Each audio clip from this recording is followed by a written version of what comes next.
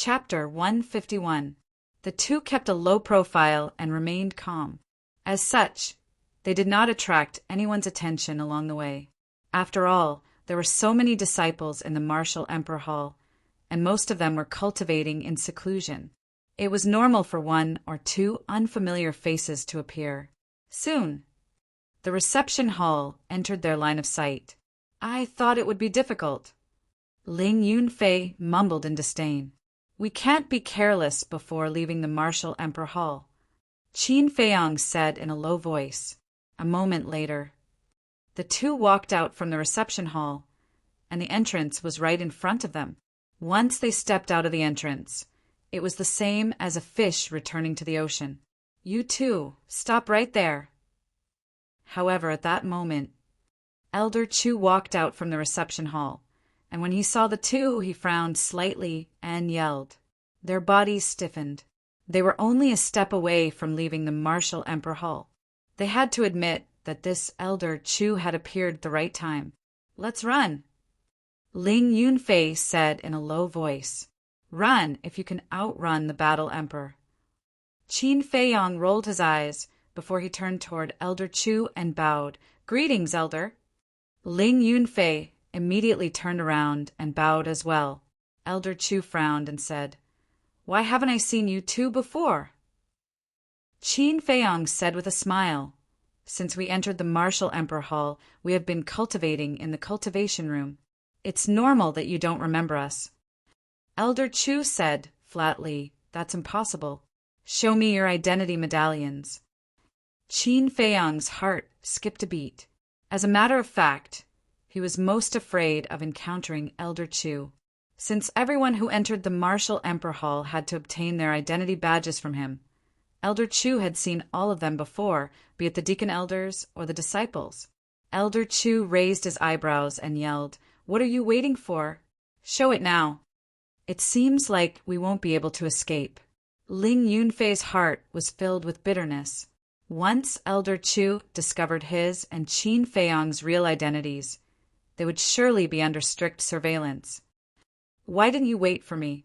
Just as the two of them were in despair, a heavenly voice sounded from behind Elder Chu. He saw a woman in a tight white suit that showed off her figure to the fullest. She angrily ran towards him. It was Feng Ling. She was still wearing her mask, and her beautiful eyes were filled with anger. As soon as she came over, she pulled their ears and said angrily, Bastards, we clearly agreed to go to Zhenbao Pavilion together, but you didn't wait for me. Are you asking for a beating? Madam, we were wrong. Big sister, it hurts, let go. The two hurriedly begged for mercy. Although Feng Ling was very barbaric now, she was an angel in their eyes. They came at the right time. Elder Chu, we're leaving. Feng Ling turned around and smiled at Elder Chu. Then she grabbed their ears and dragged them outside, scolding them from time to time. What's the situation? Elder Chu was dumbfounded. Looks like I'm really getting old. Even my memory is getting worse. A moment later, he came to his senses, shook his head and sighed. Ling Yunfei said with a bitter face, Senior Sister Ling, can you let go of me now? Feng Ling snorted coldly. It's not that easy. Tell me, the two of you changed your appearances and sneaked out of the Danwang Hall. What are you trying to do? The two of them were shocked. Could it be that Feng Ling knew their real identities? Feng Ling let go of her hand and sneered. You can fool others with your little tricks, but you can't fool me. If you don't tell me the truth, I'll take you back. Qin Feiyang rubbed his ears and frowned. How did you know? Ling Yin has been sneaking around for the past few days. I felt that something was wrong. So not long ago, when he left the cultivation hall, I followed him. As expected, the two of you are up to no good, Feng Ling said. Qin Feiyang and Elder Chu looked at each other, and a bitter smile appeared on their faces. A woman who was too smart and difficult to deal with was also a kind of trouble. Ling Yunfei said in a low voice, Senior Sister Ling, it's like this. We are going to Star Moon City, and we might not be able to return. Star Moon City? Feng Ling Air frowned and said disdainfully, "Don't scare me. I grew up being scared. Tell me, why are you going to Star Moon City?" "We," Ling Yunfei stammered, seeing that Feng Ling Air was about to lose her patience. Ling Yunfei's mind flashed, and he laughed. "I haven't seen Luo Qingzhu and Zhao Shuang for a long time. Qin Feiyang misses them, so we want to go to Star Moon City to see them." Qin Feiyang staggered and almost fell down. This guy was too good at bullshitting, right? Feng Ling Air looked at Qin Feiyang and asked, "Is this true?" Qin Feiyang's face twitched and he nodded. "It's true." As long as he could send this woman away, it didn't matter if he sacrificed a little. Feng Ling Air thought for a while and said, "I haven't seen Qingzhu for a long time, so I might as well go with you." Cough, cough. Hearing this, Qin Feiyang and Ling Yunfei both choked on their saliva. Feng Ling Air looked at the two of them playfully and said, "I haven't told you, but I already knew her when I was 10 years old. At that time, she went to the Jiang family to play, and I was still in Black Bear City. The two of them didn't listen at all. It was as if they had eaten fleas, and their faces were extremely ugly. There was no other way. Since he had already said it, he couldn't change his mind, right? He could only let Feng Ling Air follow him. When they reached Star Moon City, he would find an opportunity to get rid of her. It was already noon when the three of them entered District XE. Feng Ling Air said, "Since we're not in a hurry, let's go to Flying Phoenix restaurant to eat something first." Qin Feiyang and Ling Yunfei looked at each other, and a glint flashed across their eyes. They might as well get rid of her at Flying Phoenix restaurant. A moment later, the three of them arrived at Flying Phoenix restaurant. It wasn't the first time Feng Ling Air wore a mask, so everyone in Yen City knew about it. The waiter immediately greeted them warmly. Just as he sat down, Qin Feiyang patted his head and said to Feng Ling Air and Ling Yunfei, "I'm going to buy something. You guys eat first. I'll be back in a while." "Are you really going to buy something?" Feng Ling Air looked at him with a smile. "Nonsense. If I'm going to see Qingzhu and the others, I definitely have to prepare a decent greeting gift, right?" Qin Feiyang rolled his eyes at her, stood up and walked towards the door. As he turned around, he gave Ling Yunfei a look. Ling Yunfei was very distressed. Originally, he also thought of this excuse, but he didn't expect that Qin Feiyang actually thought of the same thing as him and even said it first. Now, what excuse should he use to get away? "Get out of the way, get out of the way. Don't you see the eldest prince is coming? Don't block the way." Qin Feiyang just stepped out of the door, and a domineering shout suddenly sounded on the street in front. It sounded particularly harsh. The diners in the lobby were shocked. Qin Feiyang also raised his head and looked over. He saw the eldest prince, surrounded by 4 palace guards, walking towards the Flying Phoenix Pavilion. Next to the eldest prince, there was a girl. She had an exquisite figure, black hair like a waterfall, and a snow-white dress.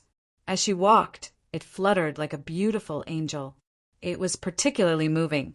There was no makeup on her cheeks, because she was born beautiful. She didn't need anything to decorate her. It was Linny. Why is she walking with the eldest prince? Qin Feiyang frowned slightly. The 2 guards walking in front saw Qin Feiyang blocking the door. They were furious and shouted, "Don't you see the eldest prince is coming? Get out of the way." Qin Feiyang's eyes turned cold. "Oh, you have a bit of a temper. Oh, it turns out to be a disciple of Marshal Emperor Hull. But who do you think you are? How dare you block the way of our eldest prince? Do you think you are Jiang Haoyan?" The 2 guards glanced at Qin Feiyang's clothes and shouted arrogantly. Hearing this sentence, Qin Feiyang was obviously a little stunned. The eldest prince raised his eyebrows and said impatiently, "Drag him away." The 2 guards were about to make a move. "No need. I can walk by myself." Qin Feiyang walked to the side with a blank expression. When the eldest prince passed by him, he whispered, "Eldest prince, right? I promise you will regret it." And the eldest prince stopped and turned his head to look at Qin Feiyang. His eyes were a little stunned. But in the end, he just smiled contemptuously and walked into the Flying Phoenix house with Lin Yi. This was a kind of contempt that went deep into the bone marrow. He didn't put Qin Feiyang in his eyes at all. He only regarded him as a brainless idiot. Feng Ling Er saw all of this, but she didn't say anything. She pursed her lips with a hint of playfulness. Ling Yunfei saw the eldest prince, but his eyes flashed coldly. Suddenly, he had an idea.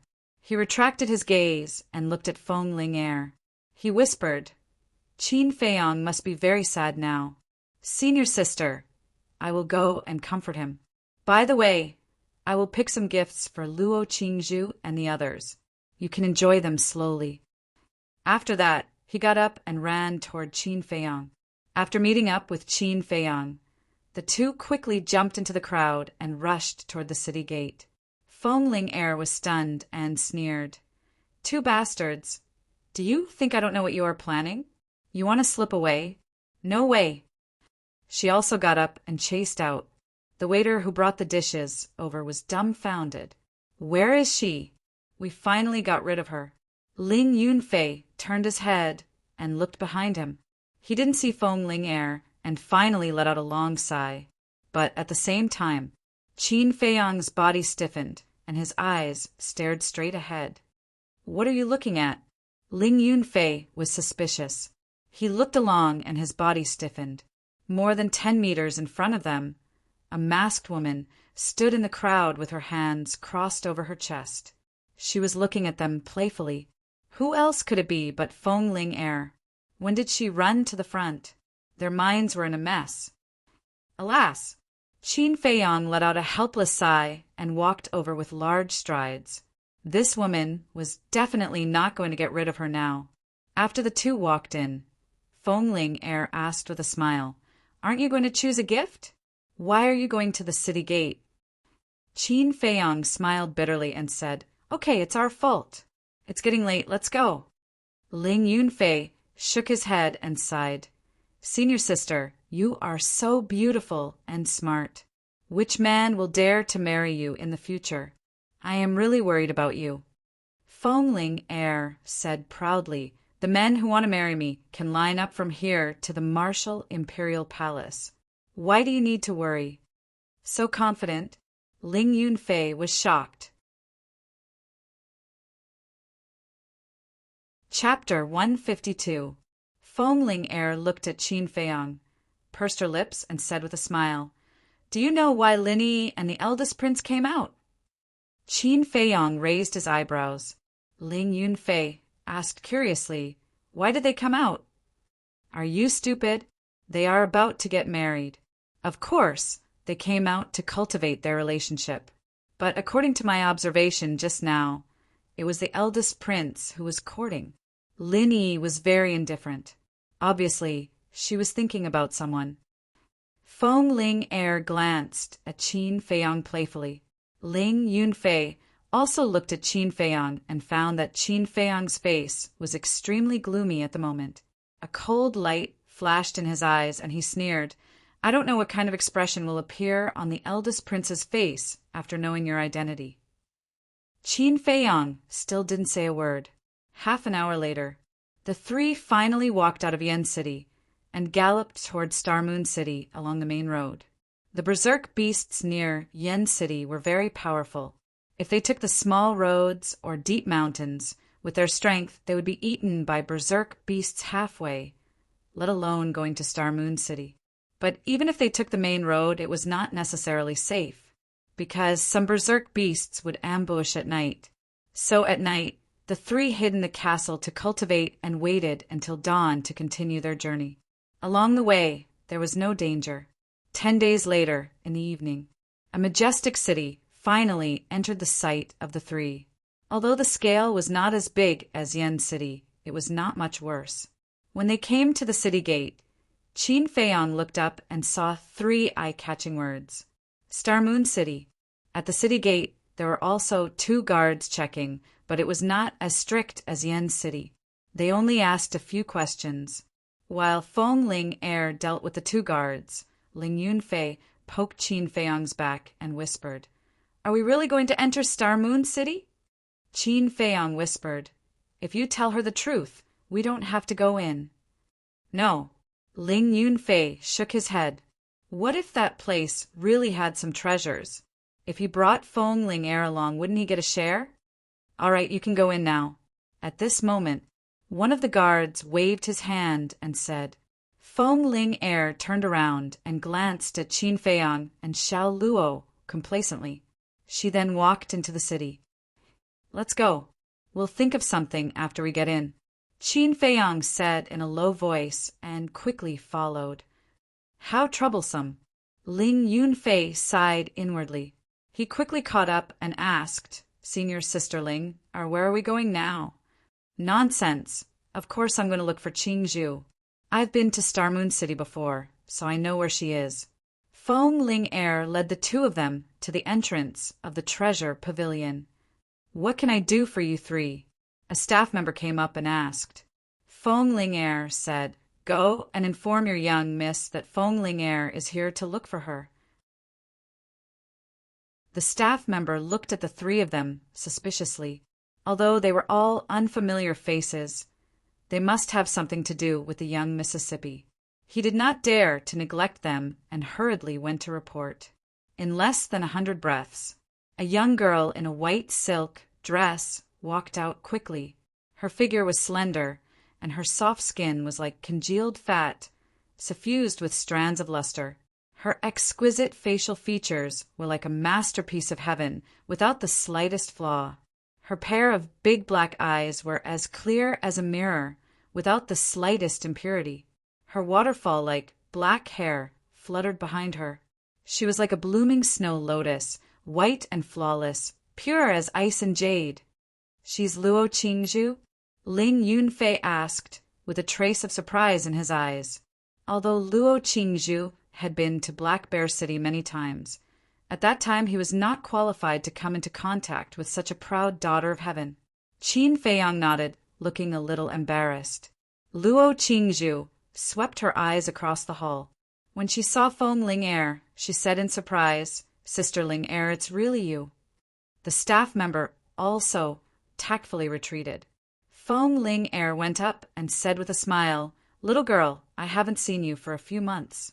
You've grown so beautiful." Luo Qingzhu blushed and said with a smile, "No matter how beautiful I am, I can't compare to you, Sister Ling Er.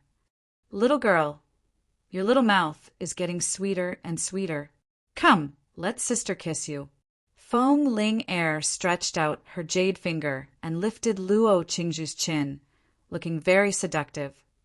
"Do you think we don't exist?" Qin Feiyang muttered. These two lasses were simply torturing single dogs. Luo Qingzhu's face turned even redder. She grabbed Feng Ling Er's jade hand and rolled her eyes at her. She said with dissatisfaction, "You're only 3 years older than me. Can you not always call me little girl?" "I can't help it. Who told me to be older than you?" Feng Ling Er smiled proudly. 3 years older? Qin Feiyang was shocked. If he remembered correctly, Luo Qingzhu was about the same age as him. In other words, Feng Ling Er was only 18 years old. An 18-year-old 2-star martial ancestor realm. This woman was truly a monster.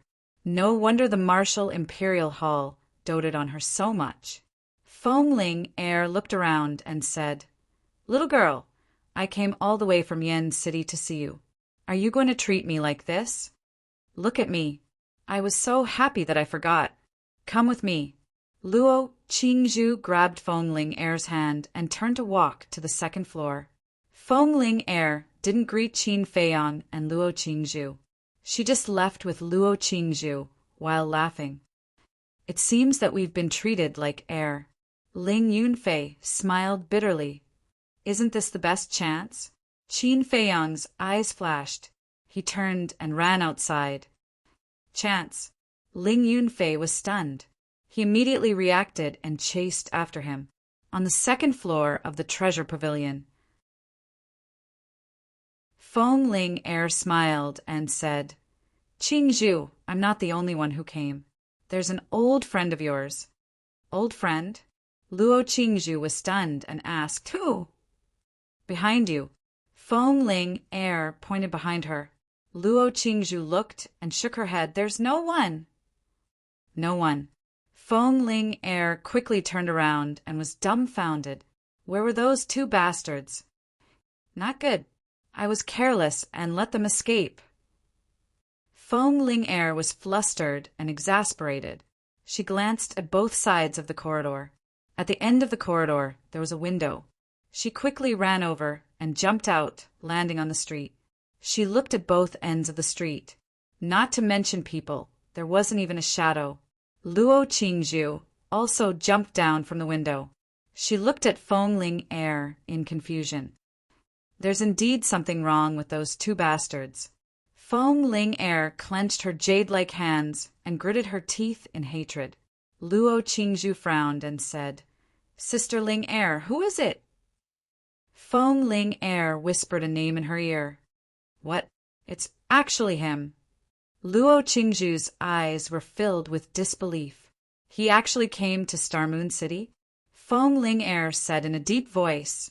He told me that he came to Star Moon City to see you and Zhao Shuang, but now it seems that he has other motives.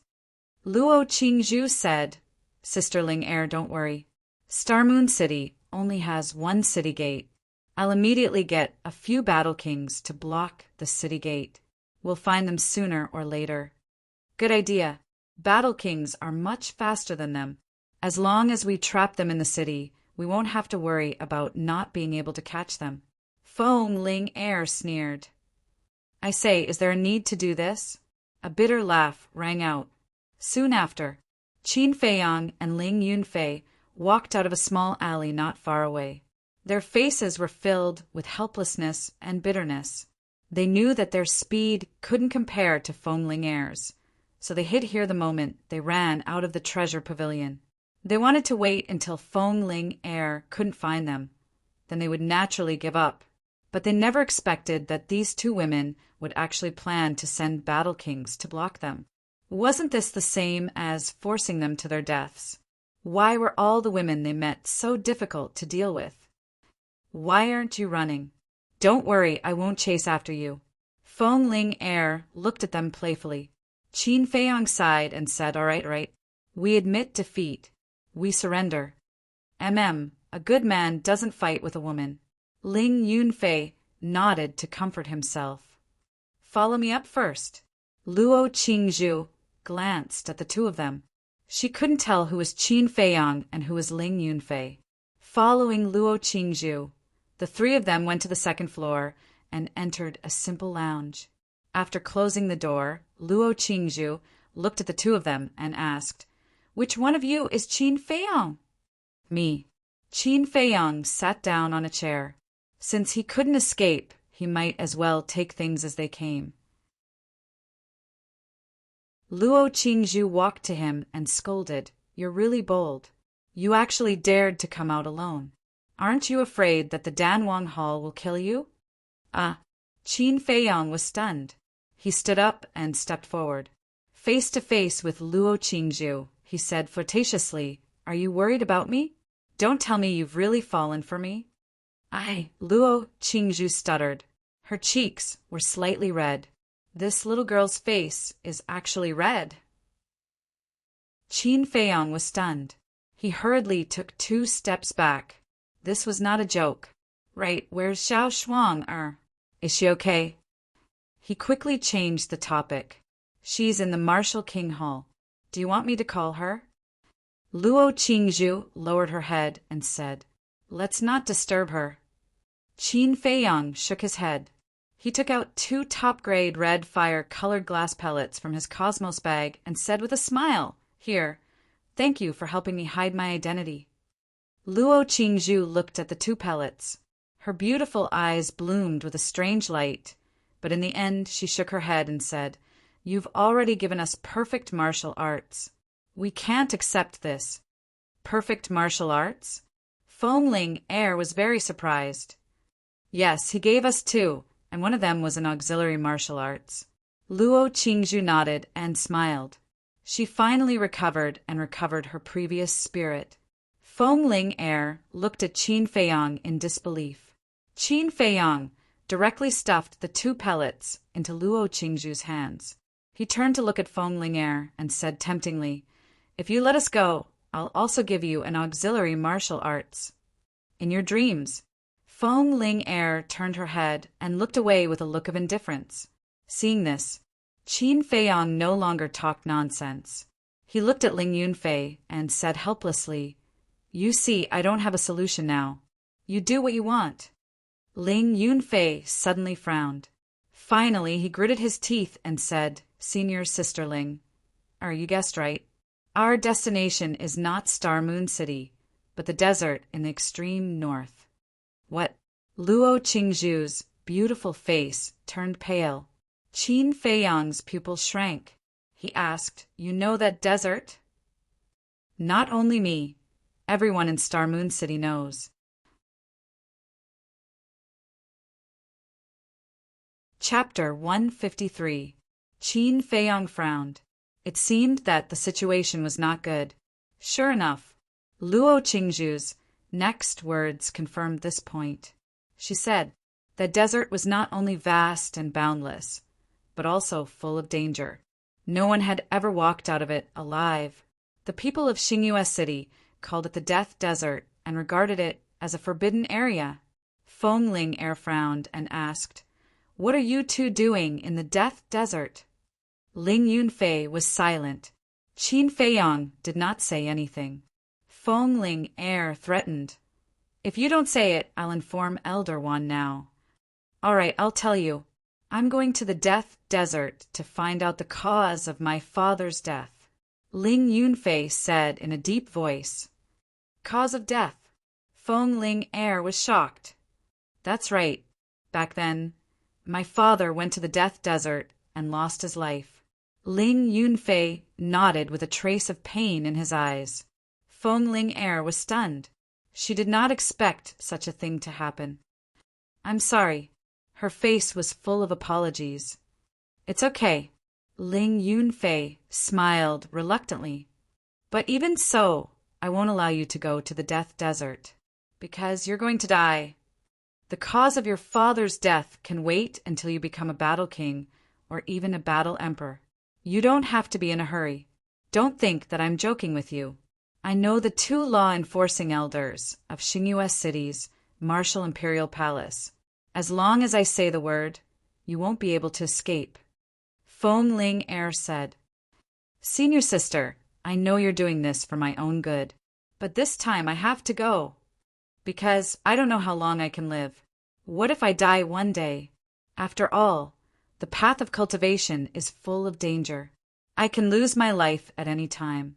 I don't want to live with regret for the rest of my life. Senior sister, Elder Feng was kidnapped by Zuan, and we don't know whether he's dead or alive. You must be very worried and sad now, so I hope you can understand my feelings," Ling Yunfei pleaded.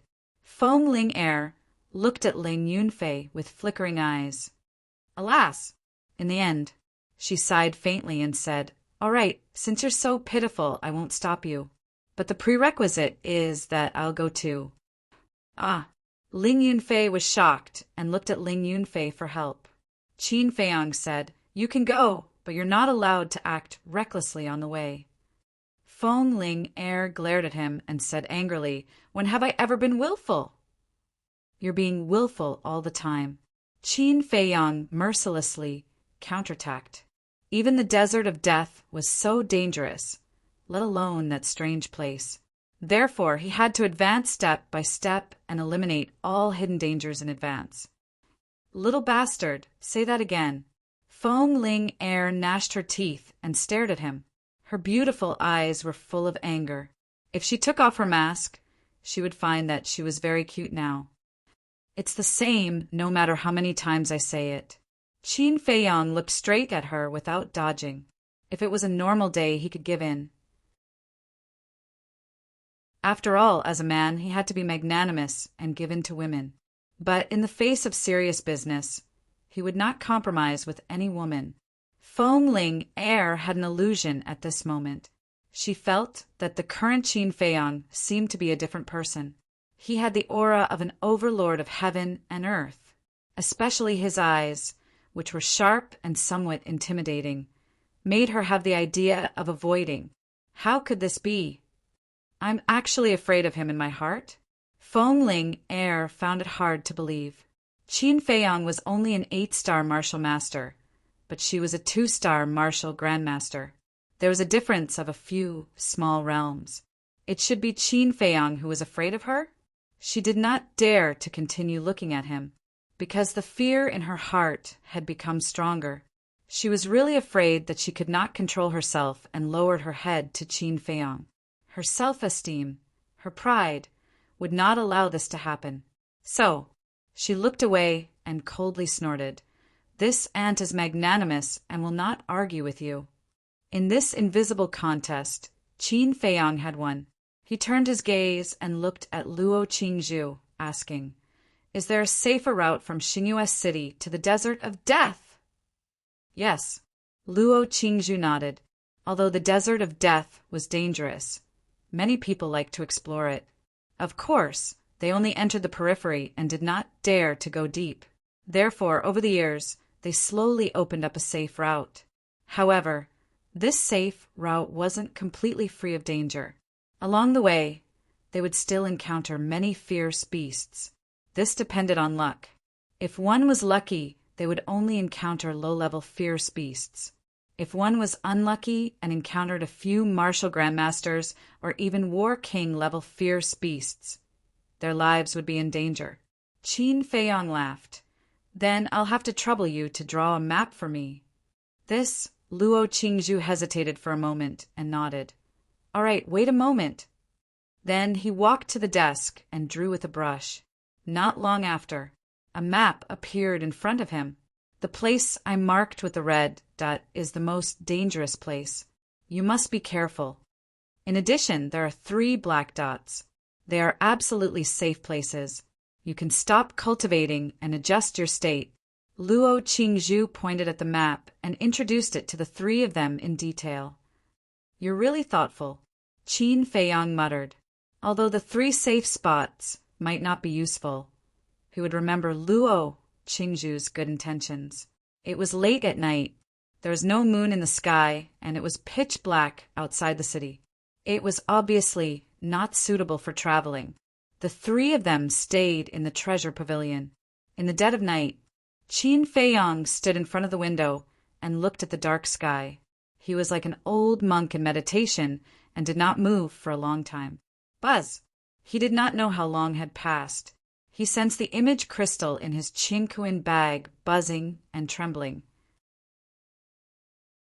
When he took it out, the image crystal shone brightly and a shadow quickly condensed. It was Fatso. "Jiang Lauda, is it going well?" Fatso showed a standard smirk on his face. Qin Feiyang nodded and said, "It's going well at the moment.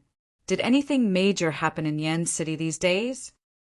Fatso thought for a while and said, "Nothing major, but 2 days ago, the eldest prince came to see you."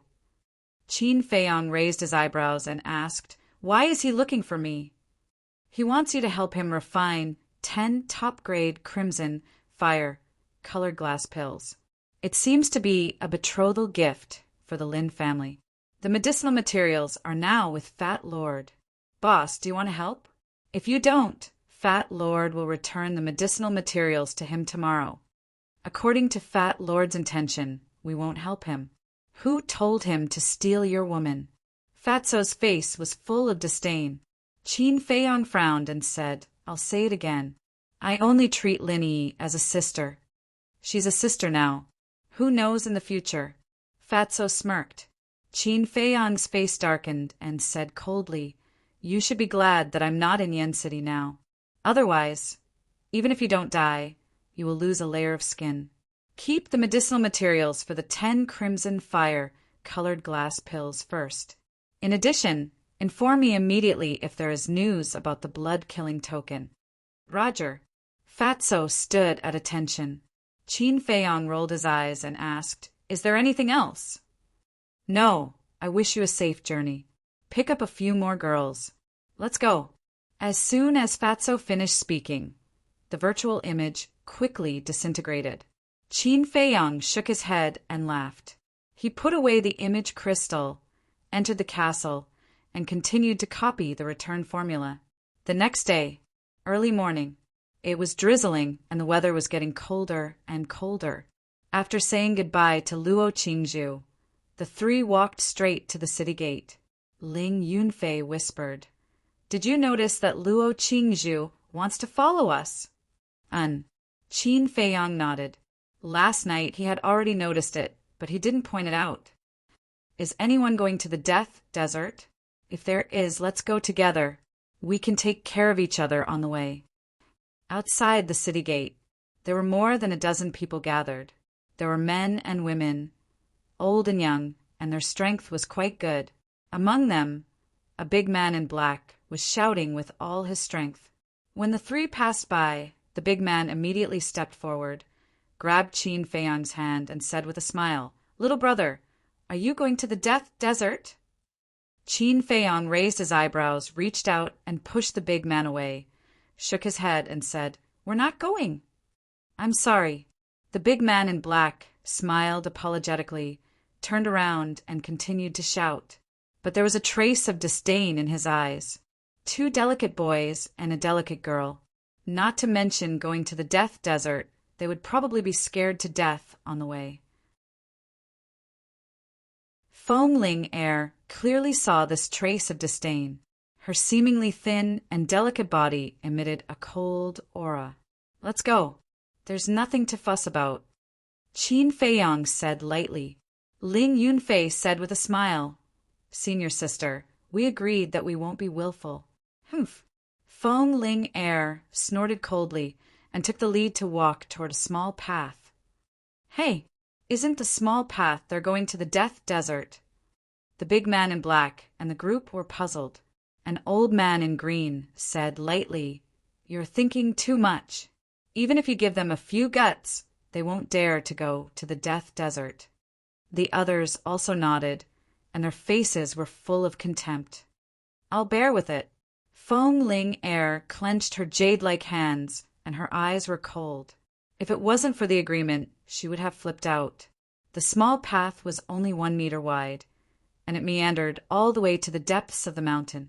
There were forests on both sides, covered with withered leaves, and the air was filled with a damp and rotten smell. The cold drizzle soon drenched the three of them. Qin Feiyang took out the map, looked at it carefully, and said, "The location of the first red dot is 10 miles away from here. Let's try to get there before dark." Whoosh! The three of them went at full speed, rushing toward the small path as fast as lightning. Along the way, they encountered many beasts, but they were basically the lowest level beasts. After all, this area was still under the jurisdiction of Xinghua City, and those high-level beasts did not dare to approach. The sky was about to darken. The three of them finally arrived at the location of the first red dot. Under a big tree, they looked toward the small path in front. There was no one on the small path. On both sides, there were groups of trees, bushes, and weeds as tall as a person. However, after observing for a while, they did not see any danger. Ling Yunfei frowned. "Isn't Luo Qingzhu exaggerating?" "She's in Xinghua City all year round and is very familiar with this area. It's impossible for her to talk nonsense," Feng Ling Er said as she grabbed a fist-sized stone from the ground and threw it toward the small path in front, throwing a stone to test the path.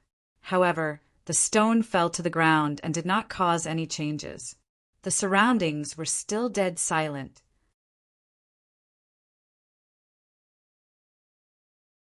Chapter 154. Maybe we're lucky that there are no beasts nearby. Feng Ling Er smiled, but even she found it hard to believe her own words. "Let's go over quickly," Ling Yunfei urged. Even if there was danger, they could only brace themselves and charge through. They couldn't just go back home. "Wait." Qin Feiyang reached out to stop the two of them and smiled. "It's time to let it go now." The two of them were stunned. Qin Feiyang waved his hand, and Wolf King immediately appeared out of thin air. Ow! Brother Wolf is finally out. Earth trembled. At that moment, it howled towards the sky, its heroic spirit soaring to the sky. However, the next moment, rustling sounds came from the grass on both sides of the path ahead. The weeds and bushes also shook. Qin Feiyang and the other two noticed it immediately. When they looked over, their faces instantly turned pale. Two red scorpions crawled out from the grass, their heads as big as wash basins. They were blood-red all over, as if they had just been soaked in blood, exuding an incomparable ferocious aura, especially the poisonous stingers on their tails, which were almost as long as an adult's index finger. They were like two steel needles, shining with a terrifying bloody light. Bloodthirsty scorpion. Qin Feiyang opened his mouth with difficulty and swallowed his saliva. Feng Ling-er and Ling Yunfei also felt their hair stand on end. Aren't they just two little scorpions? What's the big deal? Wolf King glanced at the three of them in disdain and swaggered towards the two bloodthirsty scorpions. However, before it could get close, its body stiffened. One by one, bloodthirsty scorpions kept crawling out from the grass. 2, 5, 10. They were densely packed and couldn't be counted in a short time. Qin Feiyang and the other two's expressions changed abruptly. They shouted at Wolf King in unison, "Come back quickly!" Wolf King was about to cry. He didn't dare to move at all. His whole body was covered in cold sweat. His heart was also filled with regret. Why did he have to show off for no reason? But now the bloodthirsty scorpions were glaring at it from the front. If it dared to make a move, it would definitely be beaten up. Qin Feiyang said in a low voice, "Don't be hasty, retreat slowly." "Slow your ass. Why didn't you say so earlier? They live in groups." Wolf King cursed in exasperation as he moved back inch by inch. If it had known, it wouldn't have come here to show off even if it was beaten to death. However, as soon as Wolf King moved, it was as if he had poked a hornet's nest. The bloodthirsty scorpions swarmed out and swarmed towards Wolf King. "Run!" Wolf King let out a low growl, turned around without hesitation, and bolted away. Qin Feiyang and the other two were also running away in fear. Wolf King roared, "The outside world is too dangerous. Little Qin Zi, quickly send Brother Wolf to the castle."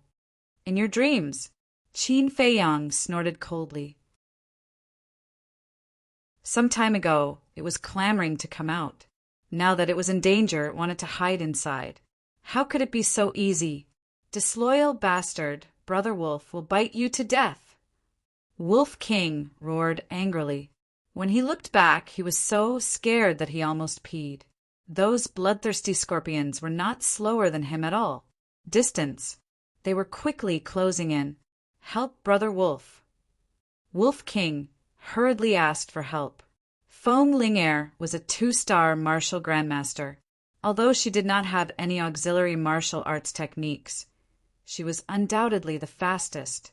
Although Qin Feiyang and Feng Ling-er were 8-star martial masters, they had mastered perfect auxiliary martial arts techniques, except for Wolf King. Although it was comparable to a 9-star martial master, its speed could not keep up. Qin Feiyang turned his head and his eyes suddenly darkened. He decisively took out the changshui, turned around, and ran towards Wolf King. "Little Qin Zi, you are loyal." Wolf King was overjoyed. Whoosh! But in the next moment, the group of bloodthirsty scorpions behind him raised their tails and spat out blood-red liquid. Like arrows, they shot towards Wolf King. Damn it! Don't scorpions only sting people? Why do they spit venom? Wolf King was so scared that he roared again and again. Who told you that they only sting people? Qin Feiyang was speechless. Ordinary scorpions only knew how to sting people, but were these scorpions ordinary? They were more terrifying than ordinary beasts. Whoosh! Wolf King suddenly turned around and jumped into the forest next to him. Qin Feiyang's expression changed drastically, and he roared, "Come out quickly!" But as soon as Wolf King jumped into the forest, the venom rushed towards him. "Damn it!" Qin Feiyang cursed, and also jumped into the grass next to him. He had narrowly escaped a calamity, and the venom shot to the ground, making a sizzling sound. In the blink of an eye, a face-sized pit appeared, and there was also a scarlet blood mist rising from the pit. This blood mist drifted in the air. It actually carried a faint fragrance. However, wherever this blood mist shrouded, whether it was flowers, grass, or trees, they withered and rotted at a speed visible to the naked eye. Obviously, this blood mist also contained a strong poison. Qin Feiyang got up, covered his nose first, and looked towards the front of the path. Those bloodthirsty scorpions did not stop. Like a sea of blood, they surged over, making people's hair stand on end. "Feng Ling Air, Ling Yunfei, you guys run. When I find Wolf King, I will meet you guys."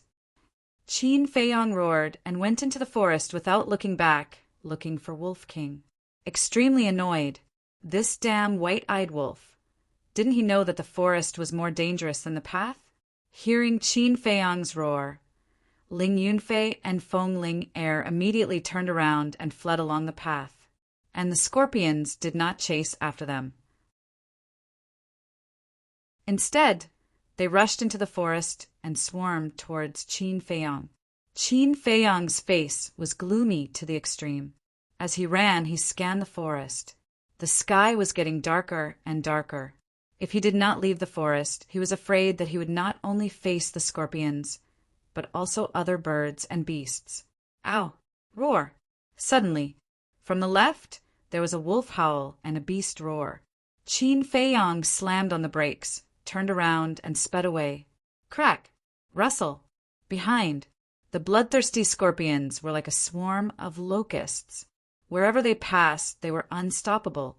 Patches of weeds and shrubs fell, leaving a mess. Fortunately, the forest was dense and helped Qin Feiyang block the venom. Otherwise, he would not even have bones left now. After galloping for about 10 breaths, he came to a small hillside. At the bottom of the hillside, there was a small river. The water was very muddy, and on the riverbank, Wolf King was crazily fighting with a fierce crocodile. When Qin Feiyang saw the appearance of the fierce crocodile, his face instantly paled. It was actually a saw-toothed crocodile. Wolf King roared, "Little Tianzi, come down and help!" Qin Feiyang dashed down like an arrow. Borrowing the force of his descent, he clenched his 5 fingers tightly, and his true energy surged as he threw a punch at the Wolf King. That's right. The target of the attack was Wolf King. Seeing that the fist was about to hit Wolf King suddenly dodged to the side. Rushing, thunder-killing fist. At the same time, Qin Feiyang growled and punched the head of the saw-toothed crocodile. Roar! Accompanied by a painful scream, the head of the saw-toothed crocodile burst open on the spot. Bang! Its huge body also fell to the ground. Wolf King said with lingering fear, "Fortunately, you came in time. Otherwise, Brother Wolf would be dead. Let's go. Last time near Black Bear City, Ling Yunfei and I killed a saw-toothed crocodile. In the end, we alarmed the entire group of crocodiles. I'm afraid this time is no exception." Qin Feiyang shouted in a low voice. Roar! However, it was too late. Saw-toothed crocodiles continued to appear from the forest on both sides and the river in front. The small ones were 5 or 6 meters long. The big ones were more than 10 meters long. There were even 2 saw-toothed crocodiles that were more than 20 meters long behind the crocodiles on both sides. Those bloody mouths and dense fangs made the man and wolf's faces turn pale. Look behind. The bloodthirsty scorpions rushed down from the hillside like a blood-colored waterfall, making people shudder. "You really jinxed it," Wolf King said angrily. "If it weren't for you running into the forest, would we be in such a situation?" Qin Feiyang said angrily. If Brother Wolf didn't run into the forest, he would have been drowned by the venom. I'm afraid not even a strand of hair is left now. Wolf King roared. All right. Stop talking nonsense. I have an idea. Qin Feiyong said impatiently, a cold light flashing in his eyes. What idea? Wolf King was surprised and puzzled. Let them kill each other, Qin Feiyong said in a low voice. The group of crocodiles and scorpions were ferocious as they pounced on the man and wolf. In the blink of an eye, Qin Feiyong grabbed Wolf King and entered the castle. Roar! Hiss! The pitch-black group of crocodiles and the blood-red scorpions, like two torrents, collided violently. A cruel battle immediately unfolded. Hee, you're really smart. Wolf King laughed sinisterly. Qin Feiyong rolled his eyes at it, took out the image crystal, and quickly activated it. At the same time, somewhere on the path, Ling Yunfei, who was running wildly, suddenly stopped. What are you doing? Feng Ling Er was puzzled. It should be Qin Feiyong who sent me a message. Ling Yunfei took out the image crystal, and it shone brightly. Qin Feiyong's shadow quickly appeared. Ling Yunfei asked, Where are you? Qin Feiyong said, Don't worry about where I am first. I've stalled the scorpions. Hurry back. I'll meet up with you later. As soon as he finished speaking, the shadow disappeared. Ling Yunfei and Feng Ling Er looked at each other. Was this guy really that capable? He could even stall the scorpions? Ling Yunfei put away the image crystal and said, Senior sister, he won't lie to us. Let's go. The two of them turned back. Soon, they arrived at the place where the scorpions appeared. They took a few tentative steps forward. As expected, there were no bloodthirsty scorpions. Therefore, the two of them ran forward boldly with confidence. Inside the castle, a man and a wolf were focused, carefully listening to the movements outside. Half an hour later, only then did the commotion gradually disappear. Wolf King asked, Do you think they were all wiped out? How would I know? You stay here first. I'll go out and take a look. After Qin Feiyong finished speaking, he appeared in his original position. But half an hour later, the sky was completely dark. He couldn't see his fingers or see anything. He could only smell the pungent smell of blood. Whoosh! Suddenly, the sound of something breaking through the air came from behind. Qin Feiyong's body and mind tightened, and he immediately entered the castle. How is it? Wolf King asked. I can't see.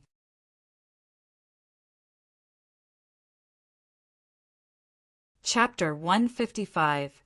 Are the bloodthirsty scorpions so fierce? Wolf King was shocked. Of course. Otherwise I wouldn't have run away as soon as I saw them. Qin Feiyong nodded, feeling quite distressed. If only he had a pair of wolf eyes, he would be able to see both day and night. But this was an extravagant hope. He looked down at Wolf King and said in a deep voice, It's very dangerous on the path at night. We have to rush to meet up with Ling Yunfei and the others as soon as possible. We can only rely on you now. You want to ride on Brother Wolf's back again? Wolf King looked at him unkindly. Qin Feiyong did not waste any more words and directly sat on it. With a thought, he left the castle. Whoosh! As soon as he appeared, a few ear-piercing sounds could be heard. Phut! Wolf King quickly dodged to the side and ran towards the hill without looking back. What's the situation? Qin Feiyong asked. Wolf King said, There are still 5 active bloodthirsty scorpions chasing after us. Qin Feiyong's heart sank. He tightened his grip on the changshui and said, You can't outrun them. Find a chance to kill them. Now is the time to test our tacit understanding. Can you be more reliable? Wolf King was indignant. Although it could see, Qin Feiyong couldn't, right? How could he fight back? Qin Feiyong said, Okay, stop complaining. Find a chance. I really don't know if it's because of my previous life. What did Brother Wolf owe you? Now you're tormenting me like this. Wolf King jumped a few times and landed on the hill. The 5 bloodthirsty scorpions also jumped up and pounced towards the man and wolf. Good chance. Wolf King's eyes lit up and shouted, "To the left!" Qin Feiyang did not hesitate and suddenly swung out the Chang Shui. At the same time, Wolf King squatted down, and 2 bloodthirsty scorpions were directly cut in half by the Chang Shui. Behind, following closely, Wolf King growled again. Qin Feiyang turned his arm and swung it back. Wolf King also jumped up, and 2 more bloodthirsty scorpions were cut into pieces. Up there, Wolf King roared again. Qin Feiyang swung his saber. The Wolf King moved a few inches to the left and struck the bloodthirsty scorpion's heart. In just the blink of an eye, he had killed 5 bloodthirsty scorpions. It seemed simple, but in reality it was extremely difficult. Because every time Qin Feiyang swung his saber, he was swinging it blindly. It was all thanks to Wolf King's cooperation. For the first time, Wolf King squatted. The second time, Wolf King jumped up. The third time, Wolf King moved to the left. It was adjusting its position. Furthermore, it had to be done very precisely, without the slightest error. Only in this way could Chang Shui kill the bloodthirsty scorpion in one blow. Otherwise, Qin Feiyang wouldn't have been able to kill those 5 bloodthirsty scorpions. Of course, the most important thing was the tacit understanding. If the tacit understanding was slightly worse, they might lose their lives. Phew! Qin Feiyang exhaled and asked, "Is there anything else?" No. Wolf King stood on the hillside and turned around to look below. The forest and river were beyond recognition, and corpses were everywhere. Blood dyed the ground red and the river water-soaked. The scene was extremely bloody. Although Brother Wolf doesn't want to admit it, we do have a tacit understanding. The Wolf King said indifferently, then turned around and ran towards the small path. Along the way, they encountered many ferocious beasts. A man and a wolf cooperated seamlessly and dealt with them one by one. But even so, they suffered different degrees of injuries. After returning to the path, Wolf King led Qin Feiyang and chased after Ling Yunfei and Chang Shui. Not long after, Wolf King saw the corpses of ferocious beasts on the path. Blood mixed with the rain and dyed the ground red. Wolf King said, "Little Qin Zi, I have a bad feeling." "What do you mean?" Qin Feiyang frowned. "Can't you smell the smell of blood in the air?" Wolf King said in a deep voice. Qin Feiyang sniffed hard and his expression changed. There was indeed the smell of blood. Wolf King said, "There are many corpses of ferocious beasts on the path. They might have been killed by Ling Yunfei and Chang Shui." The mood of the man and wolf became heavy. There was no moonlight. There was no way to make torches on a rainy day. Ling Yunfei and Feng Ling Er were also blind. They could only rely on their ears to listen. And a large number of ferocious beasts appeared on the path at night. Even if they could distinguish the location by listening, they would be in danger. "Haha, I actually found a good treasure." After running for a while, Wolf King suddenly laughed. "What is it?" Qin Feiyang was surprised. Wolf King said, "There is a black tongue tree here." "Really?" Qin Feiyang was overjoyed.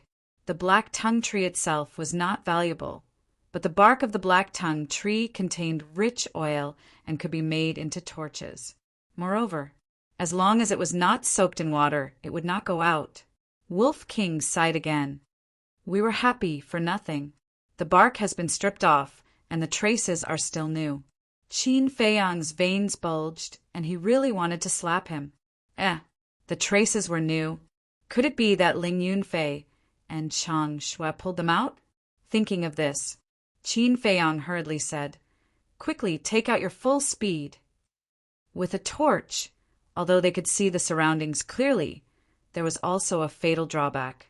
Because the torch would attract the nearby ferocious beasts, Wolf King ran at full speed, mud splashing everywhere. Hundreds of breaths later, a little fire suddenly appeared in front of them. Is it them? A man and a wolf approached quickly with a nervous heart. When they got closer, Qin Feiyong discovered that there were actually more than 20 figures. Obviously, it couldn't be Ling Yunfei and Feng Ling Er. Wolf King suddenly said, "I am not good." Brother Wolf ignored the many footprints on the ground. "Do you believe that I won't slap you?" Qin Feiyong said angrily. To be able to ignore such important information, it was really not reliable at all. When they were more than 50 meters away from the fire, Qin Feiyong sent Wolf King to the castle. Then he hid Chang Xuan in his sleeve and ran over quickly. Hearing the footsteps, the 20 or so people turned to look at Qin Feiyong at the same time. "It's them?" Qin Feiyong frowned.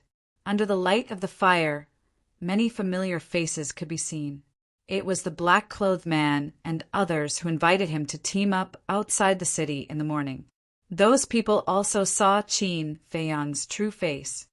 "It's you. Didn't you say that you won't go to the Death Desert? Why are you here? You actually came here alone to smear my name. Aren't you a little too bold?" 3 big men stood up and looked at Qin Feiyong unkindly. Qin Feiyong stood 5 meters away, looking at the black-clothed man and others. However, he suddenly noticed that there were 2 people lying on the ground behind these people. Although their faces were blocked, he knew from their clothes that they were Feng Ling Er and Ling Yunfei. What happened to them? Qin Feiyong frowned. The black-clothed man sneered. "They are seriously injured. I'm afraid they can't even stand up now." "Are you the ones who hurt them?" Qin Feiyong's eyes flashed with cold light.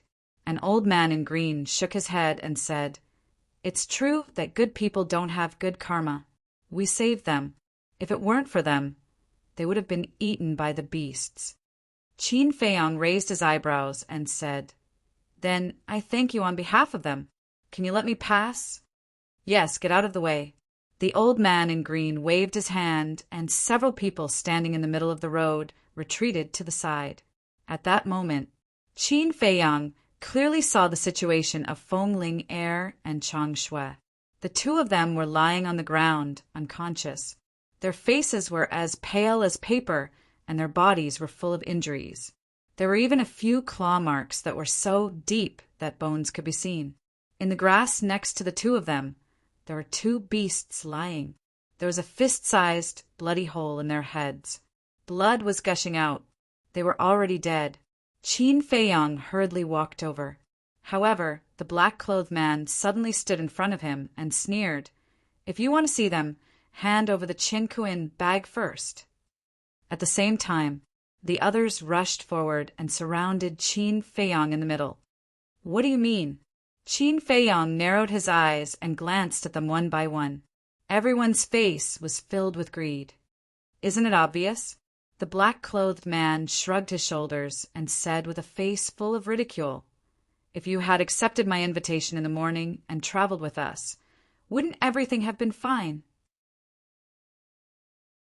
Qin Feiyong said, "People of different paths can't work together." "Are you implying that we are villains?" The black-clothed man's face sank. Qin Feiyong said, "Whether you are a villain or not, you know it in your heart. I advise you to get out of the way, immediately.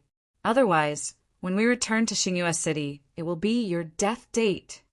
We already know that the 3 of you are disciples of the Martial Emperor Hall.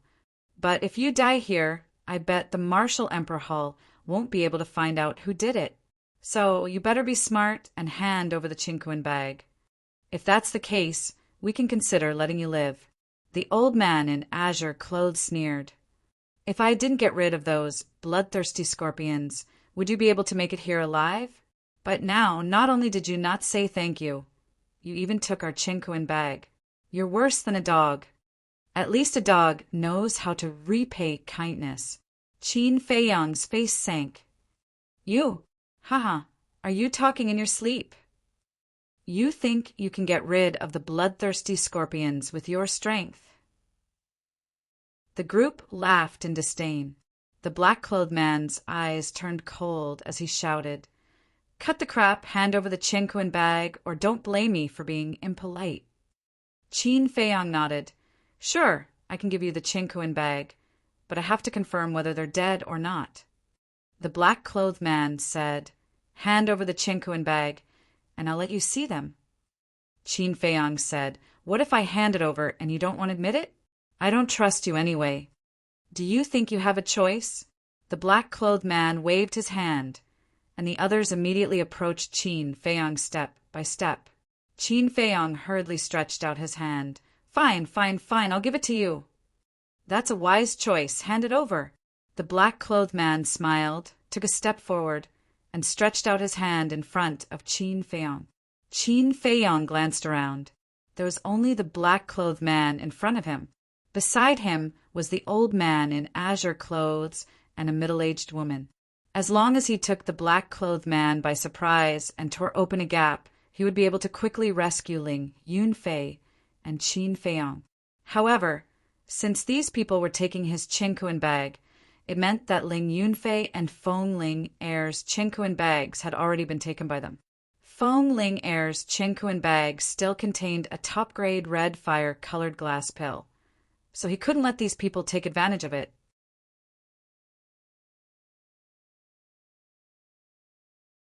Chapter 156. It was drizzling and the cold wind was biting. Qin Feiyong calmly observed everyone. In the end, he set his sights on the black-clothed man and the green-clothed old man, because the look in their eyes said everything. The others all followed their lead. The Cosmos sack would naturally be with one of them. "Hurry up. Let me tell you, you'd better not play any tricks, otherwise," speaking of which, the black-clothed man turned his head and glanced greedily at Feng Ling Air, saying, "We are all men. We haven't touched a woman for a long time. It just so happens that your friend is so beautiful." Except for a few women, the others also laughed lewdly. Qin Feiyong's eyes flashed coldly, and he took out the Cosmos sack from his arms. The other hand firmly grasped Chang Shui and said in a deep voice, "Don't regret it." "Regret?" The black-clothed man raised the corner of his mouth, full of ridicule. The others also sneered. "Let's see how long you can laugh." Qin Feiyong muttered secretly and handed the Cosmos sack over. "Get the Cosmos sack, and I'll kill you." The black-clothed man also sneered in his heart and reached out to grab the Cosmos sack. At this moment, Qin Feiyong's eyes flashed coldly, and he took a step forward. Chang Shui, who was hidden in the sleeve cage, was like a ferocious viper, streaking across the sky like lightning. "Ah!" the black-clothed man screamed. The hand that was grabbing the Cosmos sack was removed on the spot and fell to the ground. Blood, like a gushing spring, it spurted out crazily. At the same time, Qin Feiyong brushed past him and pounced towards Ling Yunfei and the other man. "Bastard! Stop him!" the black-clothed man roared. The people present were all caught off guard by this sudden scene. They only reacted when they heard the man's roar. "Little bastard, you're courting death." The green-clothed old man and the middle-aged woman beside him immediately pounced on Qin Feiyong. "You're the ones courting death. Very soon, you will know who you have offended." Qin Feiyong smiled coldly. He grabbed Feng Ling Air with one hand and Ling Yunfei with the other. Then, with a thought, he went to the castle. Where is he?" The green-clothed old man and the middle-aged woman looked at each other, their faces filled with bewilderment. The others were also dumbfounded and filled with disbelief. A moment ago, they were still in front of him. How did they disappear without a trace in an instant, bumping into ghosts in the middle of the night? Or did that person know how to perform magic? "Quick, look for him. We must find them. If I don't kill them, I won't rest." The black-clothed man was also stunned. Then he became completely mad and roared like a madman. However, no one moved.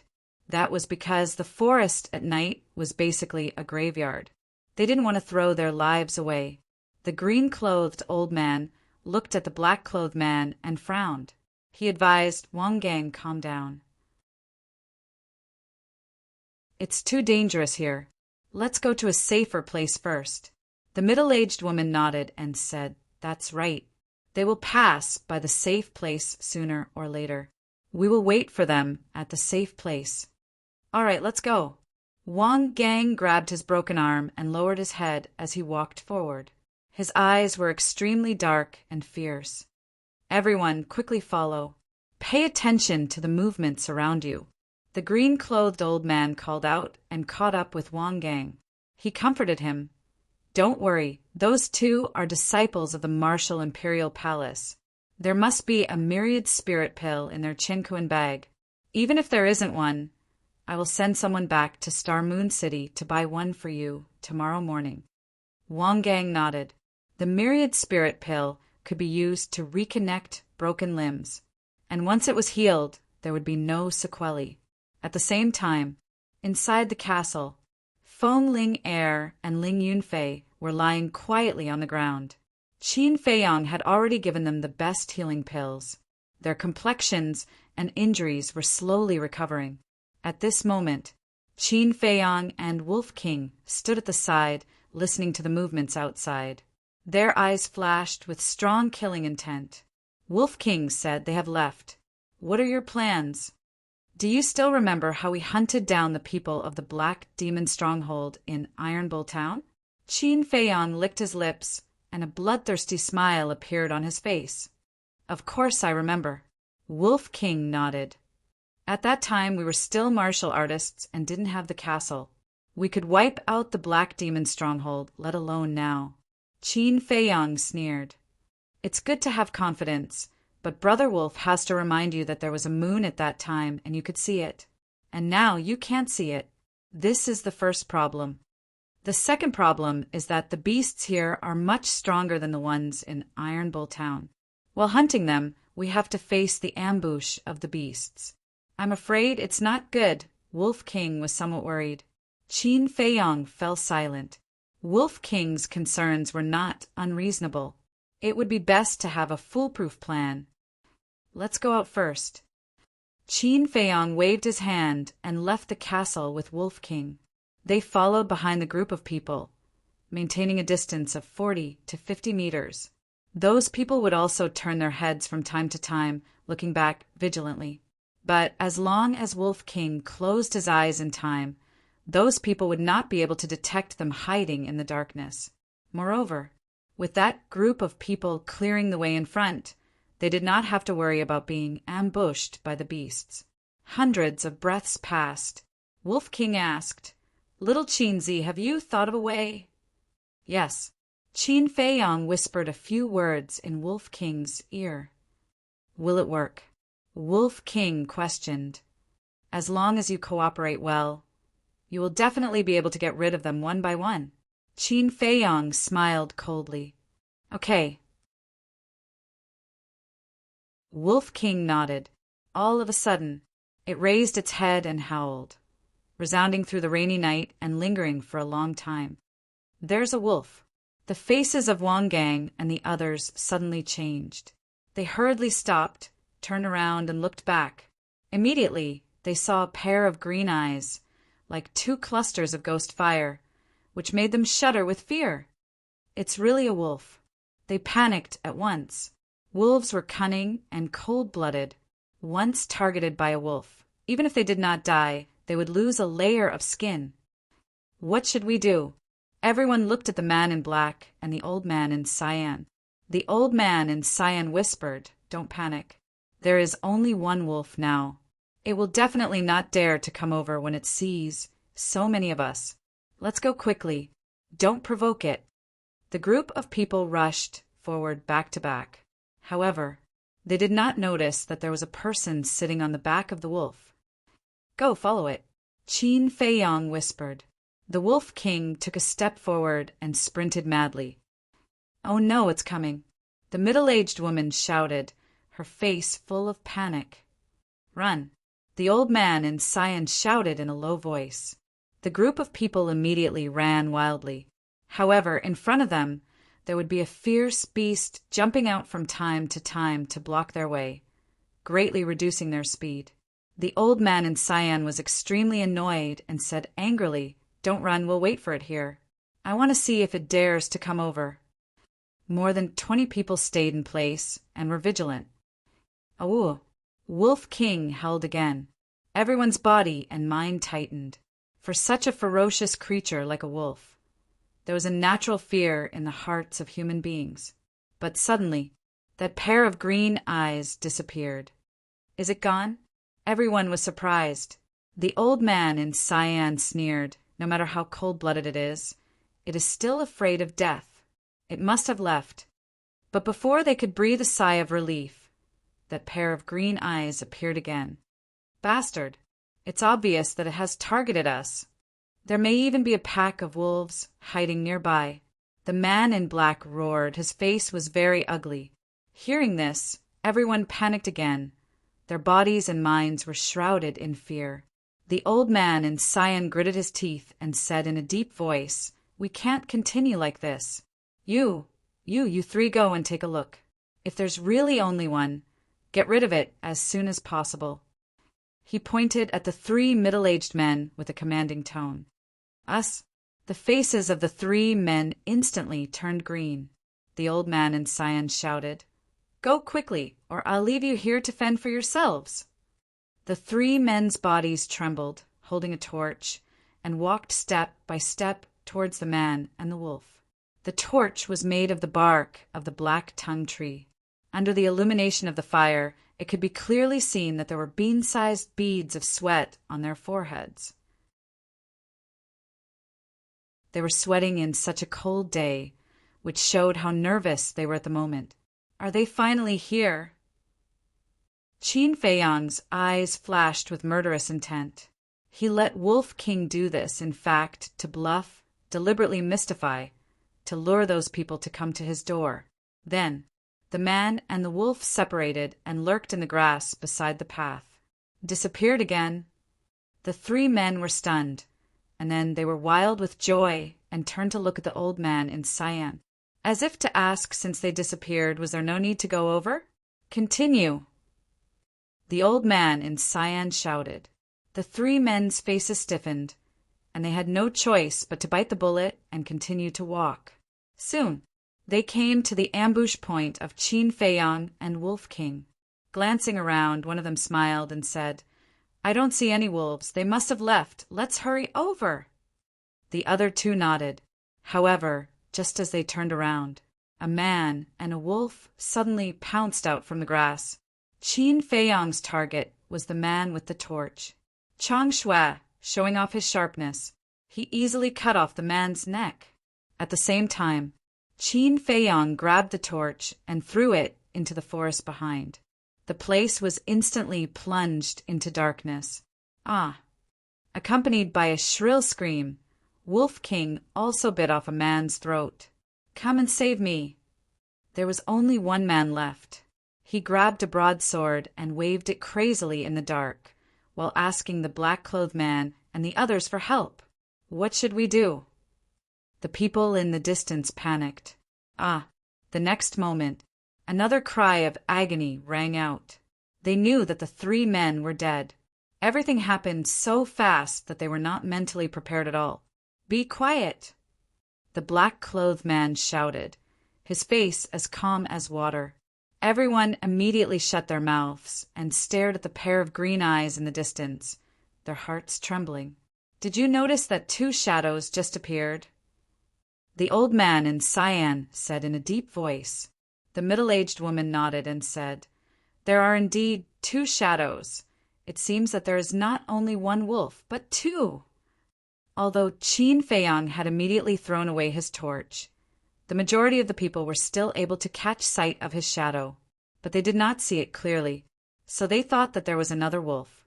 "No, if there are really 2 wolves, shouldn't there be 2 pairs of eyes?" Someone said. The old man in cyan said, "Wolves are cunning by nature. The other wolf may have been closing its eyes or squinting its eyes in order to confuse us and make us careless." Hearing this, the group of people could be said to be panicking to the extreme. completely at a loss. Why were they so unlucky to encounter such a cunning beast? What should they do now?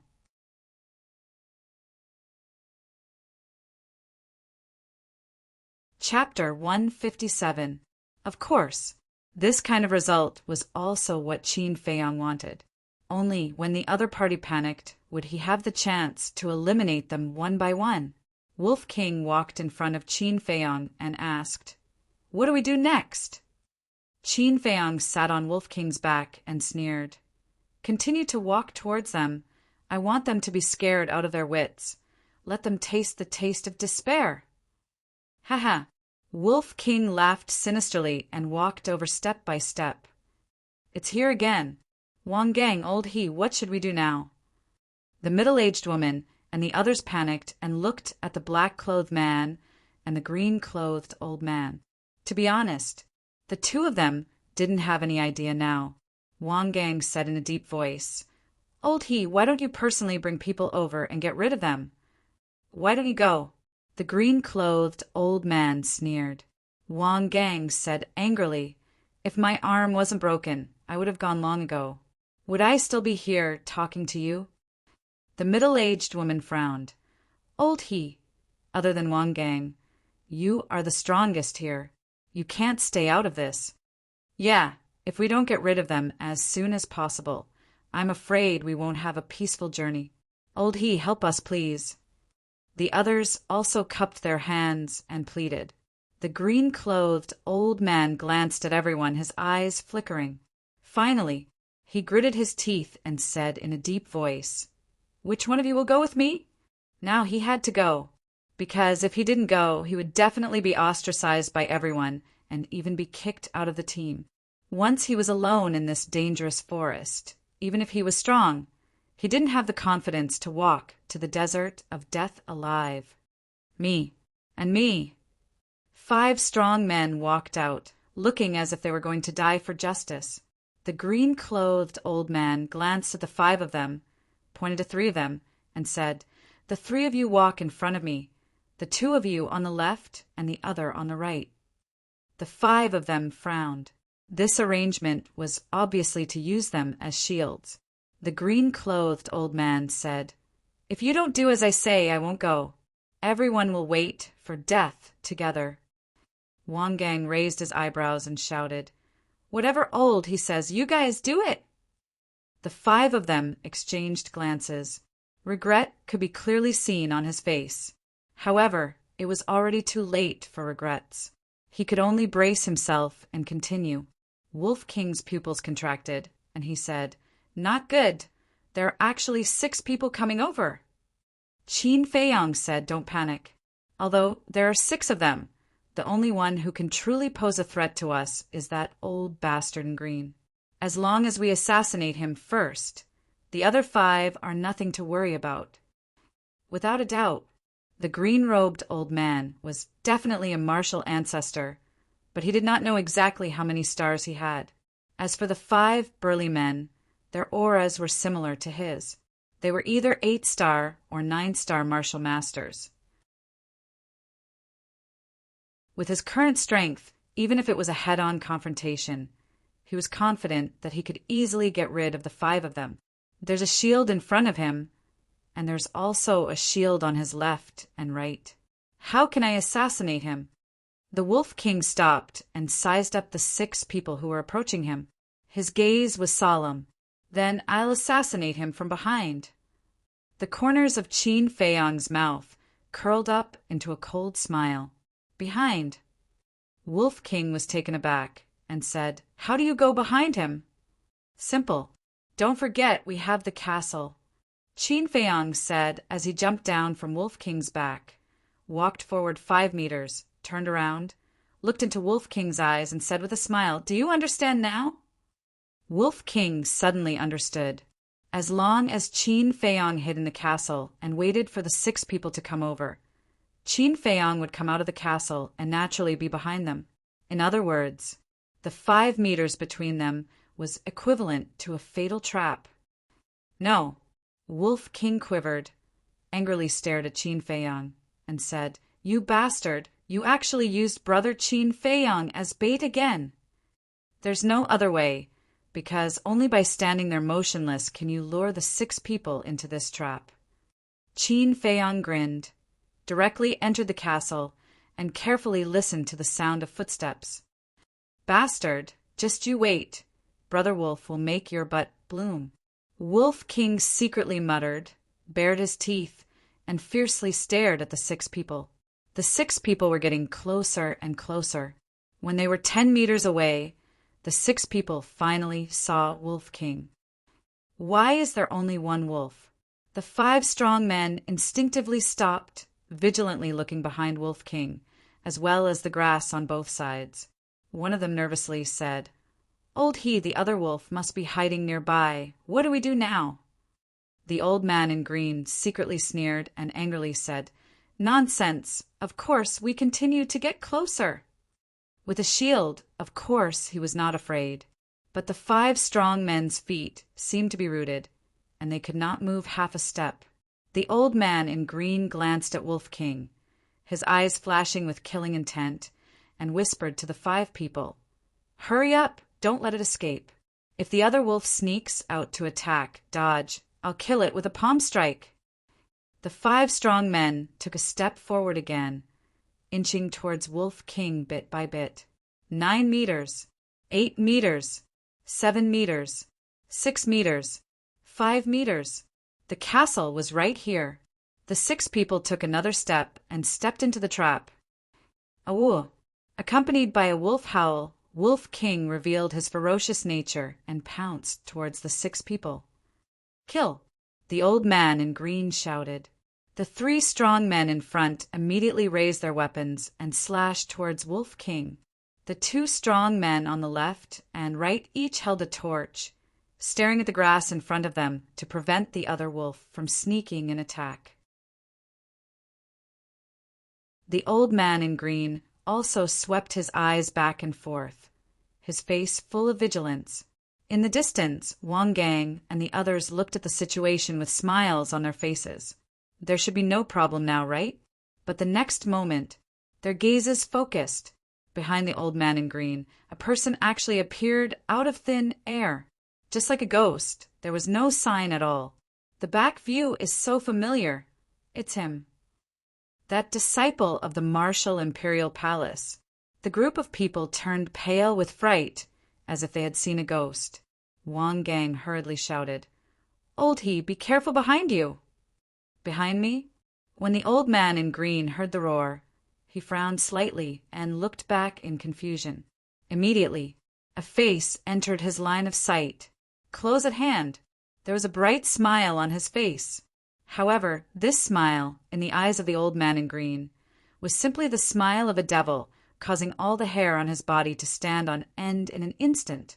He instinctively struck out with his palm, but before he could raise his arm, he felt a pain in his heart. He instinctively lowered his head to look. He saw a snow-white dagger piercing into his heart. Fresh blood spurted out. Following closely, an incomparable pain, like waves of the sea, crazily attacked every nerve in his body. At that moment, he couldn't help but scream miserably. Heart-wrenching. Old He. The expressions of the 2 brawny men on the left and right changed drastically. Without hesitation, they raised their torches and threw them at Qin Feiyang.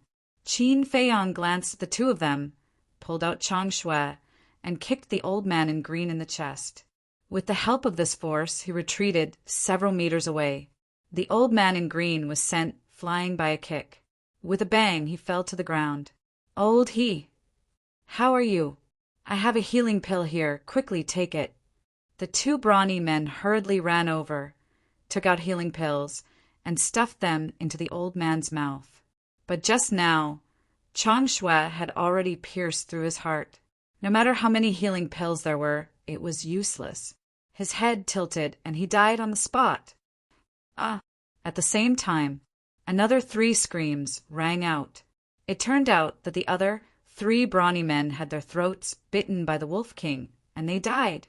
However, the Wolf King's back also suffered a cut, so deep that the bone could be seen. Bang! The 3 corpses fell to the ground, and mud splattered everywhere. The Wolf King walked over step by step and stood on top of the 3 corpses. Like a king, it looked coldly at the 2 brawny men beside the old man in green. There was a piece of flesh in its mouth. Its fangs were also dripping with blood, and it looked extremely ferocious. Qin Feiyang glanced at the knife wound on the Wolf King's body. His eyes flashed with a frightening light, and he said in an awe-inspiring manner, "If I were you, I would have chosen to run away from the beginning." "No, I deserve to die. I shouldn't have provoked you. I'll kowtow to you. Please don't kill me." The 2 brawny men trembled and knelt on the ground to beg for mercy. "Go to hell and repent." Qin Feiyang's expression was extremely cold. He rushed forward, and the cold light of Chang Shui burst out, instantly sinking into the glabella of one of them. At the same time, the Wolf King also jumped up, opened its bloody mouth, and bit the head of the other person. With a crunch, the head was bitten off. Bang! The 2 men fell to the ground one after another, dead.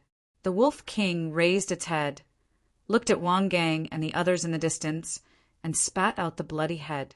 Seeing this bloody scene, Wang Gang and the others trembled and felt cold all over. A few of them were so scared that they were paralyzed on the spot, and a pungent smell came from their crotch.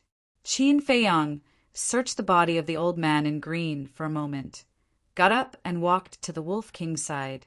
He shook his head and said, "Ling Yunfei's Qinkuan bag is not on him." The Wolf King sneered, "Then it must be on that brawny man." Qin Feiyang grabbed a torch and said with a smile, "Let's go and meet them head-on." Duh. The man and the wolf walked over unhurriedly. "Wang Gang, what should we do now?" "Quickly think of a way." Seeing this, the remaining dozen people looked at Wang Gang, their hearts burning with anxiety. Even old he, who was a martial arts grandmaster, was easily killed by the man and the wolf, let alone them.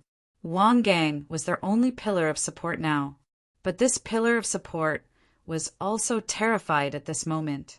If it was a head-on fight, he was not afraid at all. But it was obvious that the man and the wolf did not intend to fight him head-on. The man-wolf combination, could it be them? Suddenly, he thought of a name that everyone in the county of Yan knew, Qin Feiyang. But it was not right. Qin Feiyang's arrest warrant was still posted at the city gate. The portrait and the person in front of him were 2 completely different people. Whoosh! Whether it was Qin Feiyang or not, the best plan was to run. He turned around without hesitation and fled crazily. Now that he had fled, the middle-aged woman and her group had lost their backbone and were at a loss of what to do. "What are you waiting for? Run!" the middle-aged woman shouted anxiously. In an instant,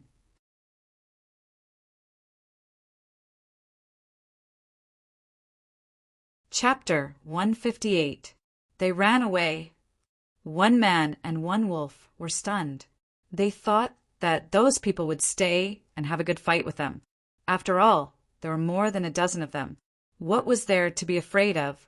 But the result was that they ran away without a fight. Were they that scary?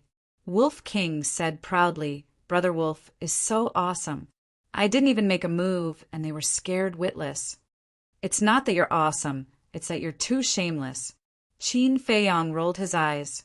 He had never seen such a narcissistic guy. Wolf King said disdainfully, "Brother Wolf knows that you're jealous, so I'm not angry at all." "I'm jealous?" Qin Feiyang was really speechless. He was too lazy to talk nonsense and directly sent Wolf King into the castle. Then he used the smoke-gathering steps and chased after the middle-aged woman and the others. "He's chasing us. So fast. Almost 4 times faster than me." More than a dozen people's faces turned pale. Fear and despair drowned them like a tide. "I can't run anymore." A young man in black collapsed on the ground, his body trembling and at a loss. The others didn't care about him. This team was temporarily formed. Everyone had their own little thoughts. Unity was simply a joke. In the face of a disaster, everyone flew away. The young man in black turned his head with difficulty and looked at Qin Feiyang, who was rushing over. He begged, "This brother, no, this lord, I was also forced. Please spare my life." "Okay." Qin Feiyang nodded. "So easy to talk to?" The young man in black was stunned and wild with joy. However, the next moment, Qin Feiyang swept past him. Chang Shui flashed, and the head of the young man in black was directly removed. A bull-sized wound and blood spurted several meters high. "He's a devil. He kills people without blinking." "Quick, run." The middle-aged woman and the others in front were scared out of their wits. "Do you remember what I said at that time? Soon you will know who you have offended. I want all of you to be in complete despair." Qin Feiyang's ferocious nature erupted. Using the shifting smoke steps, he rapidly chased after them like a shooting star. With a wave of his saber, he chopped off another person's head. "My lord, we were blind." "I'll be your slave, I'll serve you tea. I beg you to be magnanimous and let me live. I don't want to die." The dozen or so people begged as they fled. Qin Feiyang turned a deaf ear to him. With the Chang Shui in his hand, he crazily harvested heads one after another. The remaining people were scared out of their wits. 2 of them fled into the forest in a panic. But not long after, screams could be heard. Obviously, they were killed by the ferocious beasts in the forest. Fresh blood dyed the small path red. The smell of blood was pungent. Heads rolled in the mud one after another. Their eyes were wide open, filled with fear and despair before death.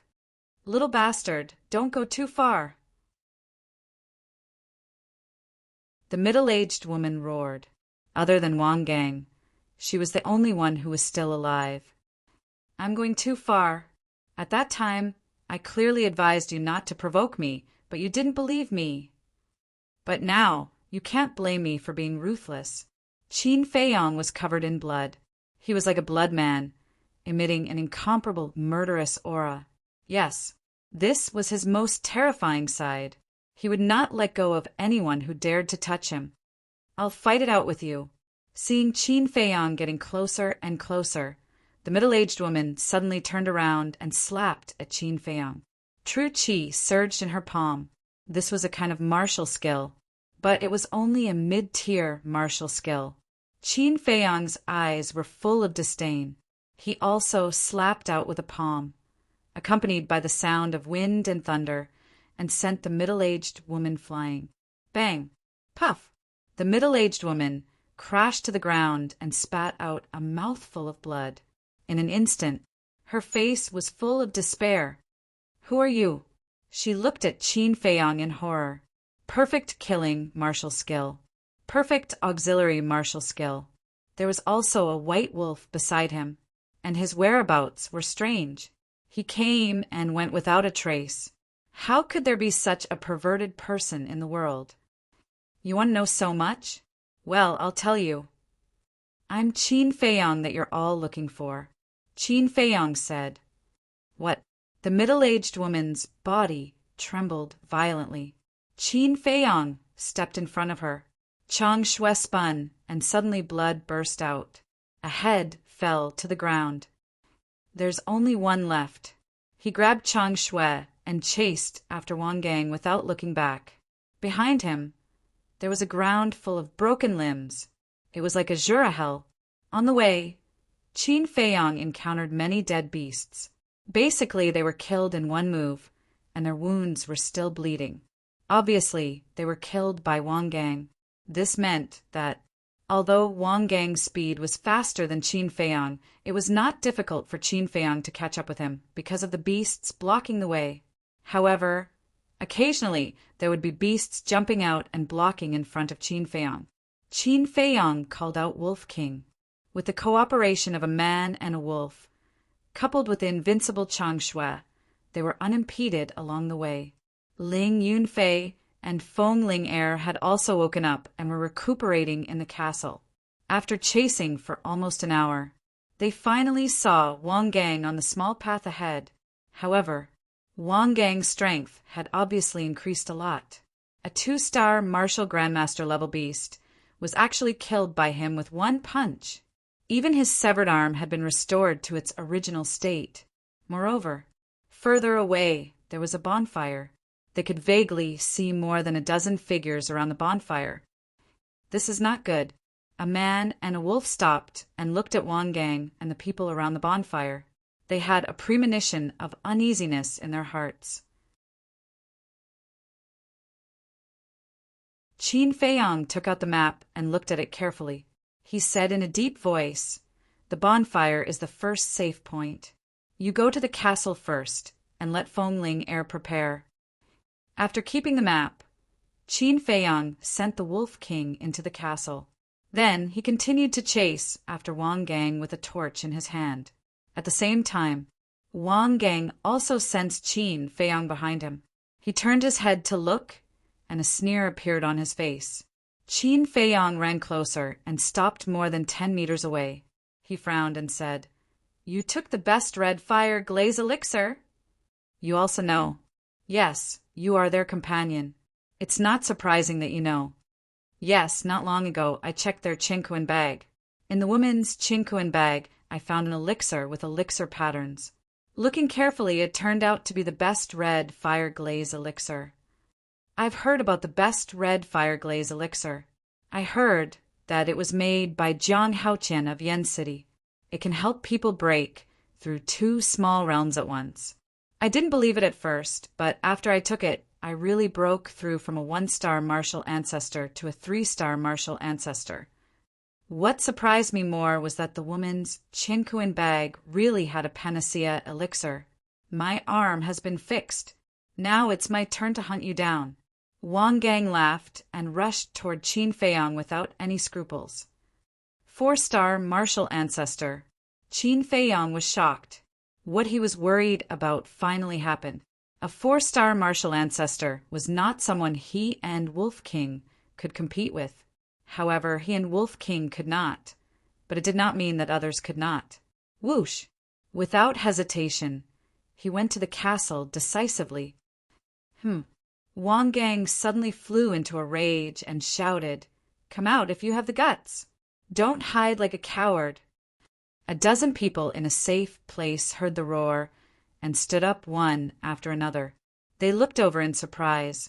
One of the burly men frowned and said, "It seems to be Wang Gang's voice." "It's indeed Wang Gang. Let's go and have a look. After all, they're old friends. We should help if we can." A dozen people immediately took out their weapons, held torches, and quickly ran toward where Wang Gang was. Inside the castle, "I'd like to see who will be the coward in the end." Qin Feiyang smiled coldly. He turned his head and looked at Fengling. He handed Pale Snow over and said, "You heard what Wang Gang said before, right? Now it's your turn."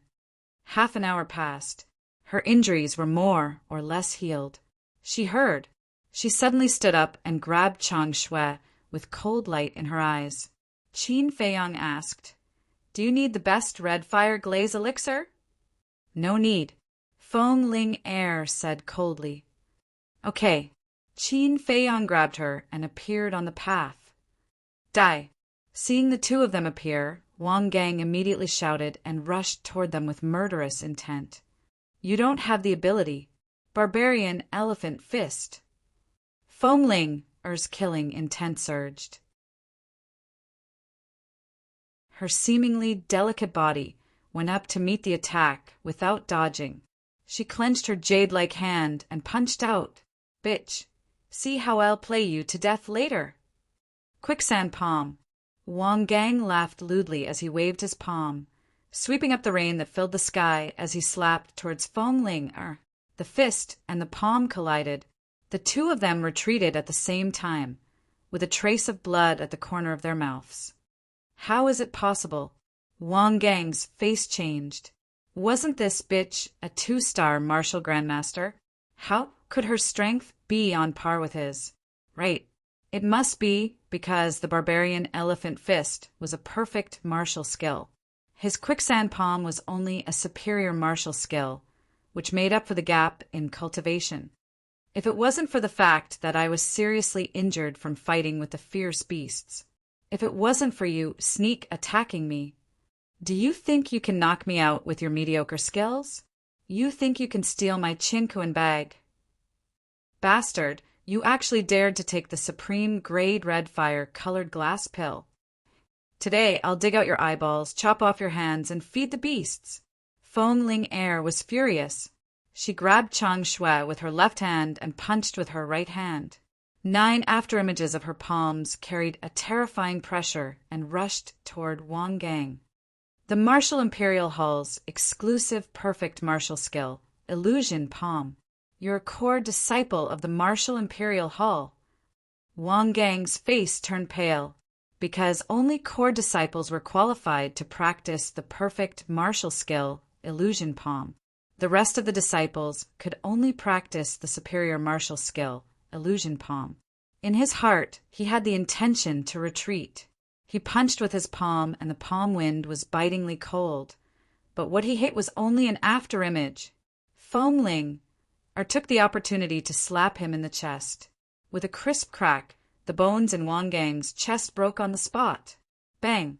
At the same time, his body flew out horizontally and smashed into the ground a few meters away, creating a deep pit. Feng Ling chased after him. Her whole body was cold. Puff! Wang Gang spat out a mouthful of blood. Enduring the pain, he hurriedly climbed out of the deep pit and turned around to escape. But at this time, Feng Ling had already caught up, bent down, and waved Chang Shui, instantly cutting the tendons of his feet. Bang! At this moment, Wang Gang fell to the ground like a dog eating shit and stuffed his mouth with mud. At the same time, more than a dozen people in the safe area also rushed over.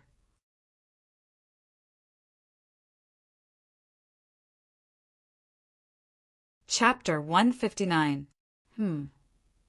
Feng Ling raised her head and raised her eyebrows before she said with a cold smile, "What is it? Trying to be a busybody?" Qin Feiyang's eyes narrowed slightly, and he also walked to Feng Ling Er's side, ready to go. The bulky man glanced at the two, before he glanced at Wang Gang and asked, "Brother Wang, what's going on here?" Wang Gang placed his hands on the ground and raised his head toward the group of people before he begged, "Brother Meng, please help me kill these 2 little bastards. I'll definitely repay your kindness." "How dare you speak so rudely?" Feng Ling became enraged and stomped her foot on Wang Gang's head. Wang Gang's entire face sank into the mud, causing him to have difficulty breathing. He struggled frantically and cried for help. Seeing this, the group of people immediately glared at each other. The bulky man yelled, "Let go of Brother Wang at once, or else none of you will live." Feng Ling let out a disdainful laugh and said in a cold tone, "Come at me if you're not afraid of death." Stubborn. The bulky man became enraged and threw a punch in Feng Ling direction. Humph! Feng Ling harumphed and waved her hand, causing 9 blurry figures to rush toward the bulky man like a storm. Illusionary palm. The bulky man's expression changed greatly as he immediately backed off. The rest of the people were terrified too. This woman was a core disciple of the Martial Emperor Palace. Feng Ling said in a disdainful tone, "Aren't you being cocky? Why are you so scared now?" Wang Gang exerted force and raised his head before he yelled, "Brother Ming, don't be afraid of them. Let's kill them here. Even the Martial Emperor Palace won't be able to find out who did it. You're really courting death." Feng Ling eyes flickered coldly, as if she had transformed into a female Azura. She waved her hand at lightning speed and dislocated Wang Gang's right hand. Wang Gang let out a cry of pain and yelled, "Brother Ming, they have top-tier crimson fire colored glass pills. You're courting death." Feng Ling waved the Chang Shui again, disabling Wang Gang's left hand. Blood spurted out from the wound like a fountain. Top-grade scarlet colored glass pellet.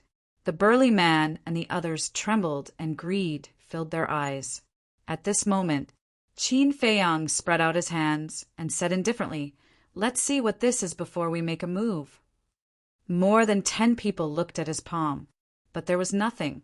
Just when they thought that Qin Feiyang was bluffing, a transparent crystal appeared out of thin air. What? Image crystal? I would never be able to afford an image crystal stone in my entire life, but he has one. This means that his status in the Martial Emperor Hall is definitely not low. Their faces turned pale.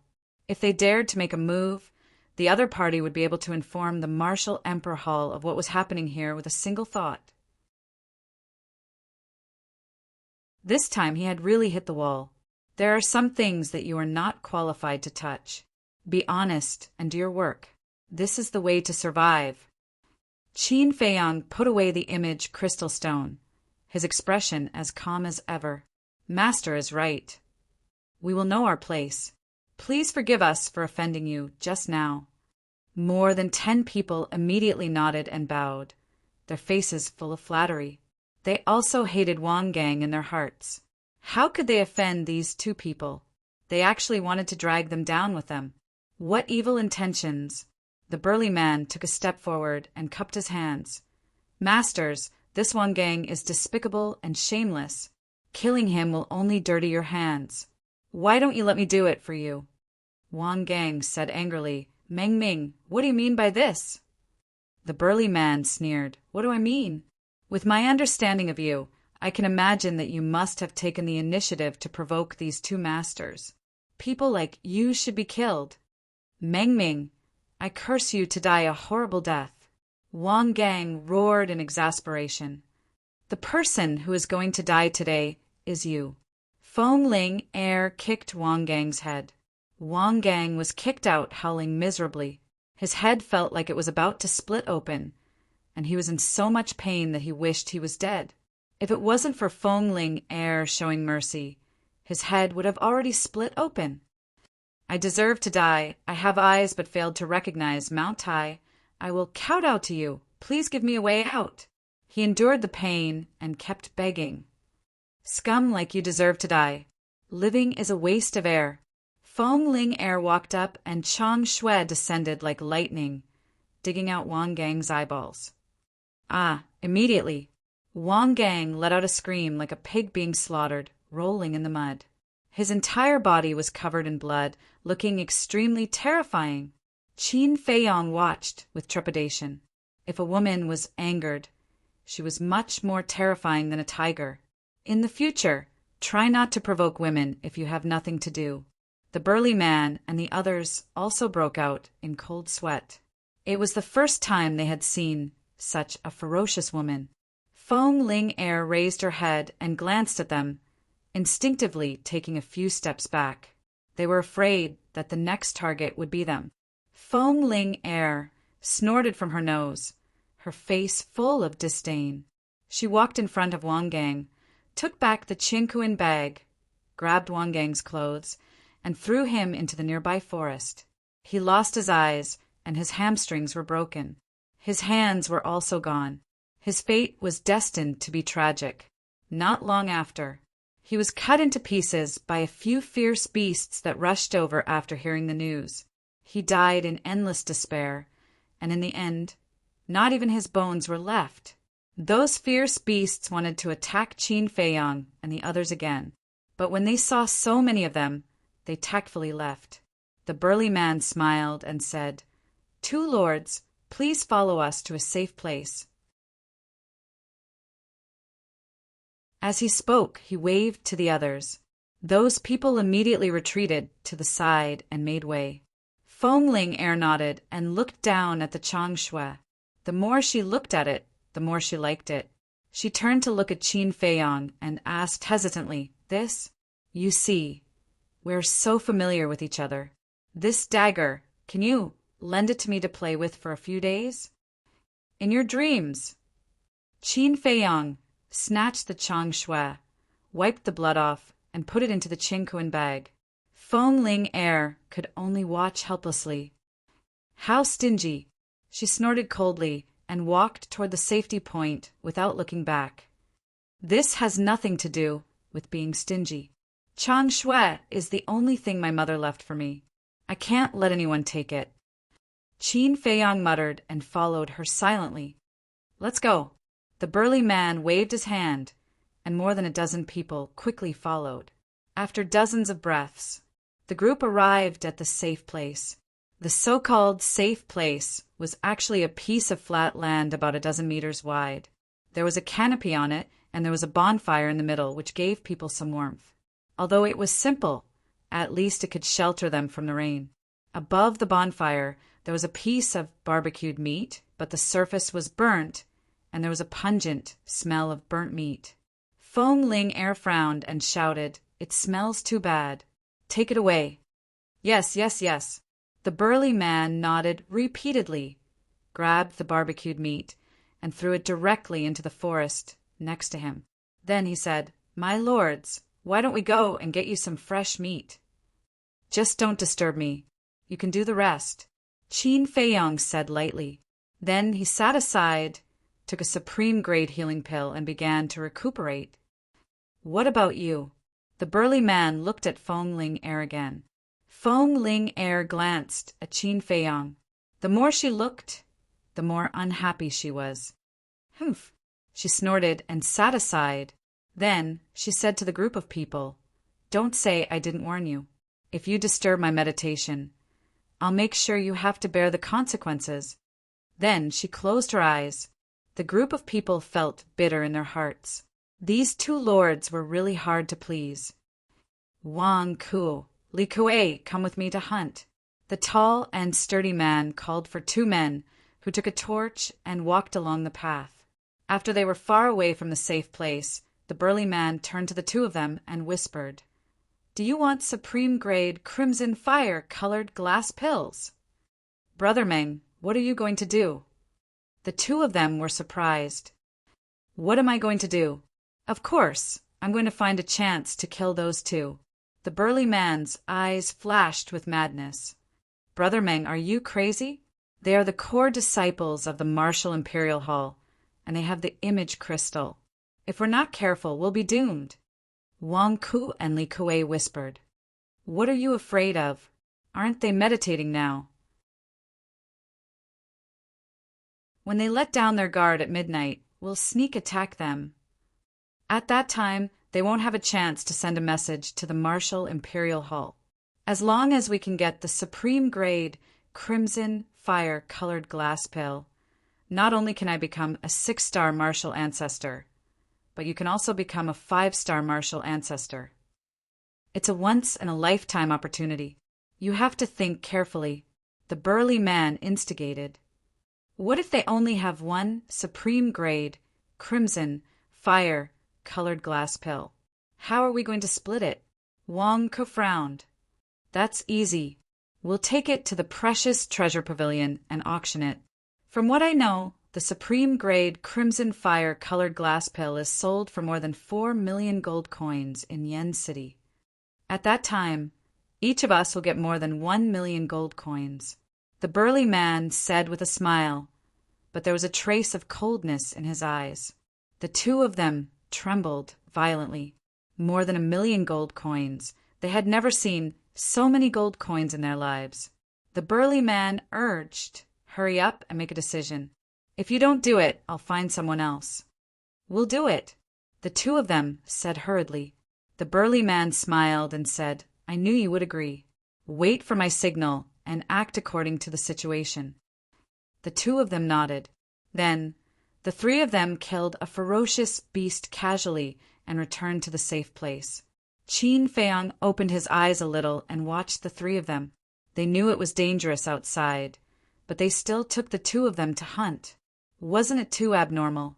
But after observing for a while, he didn't see anything strange about the three of them. "Am I thinking too much?" Qin Feiyang murmured and was about to close his eyes.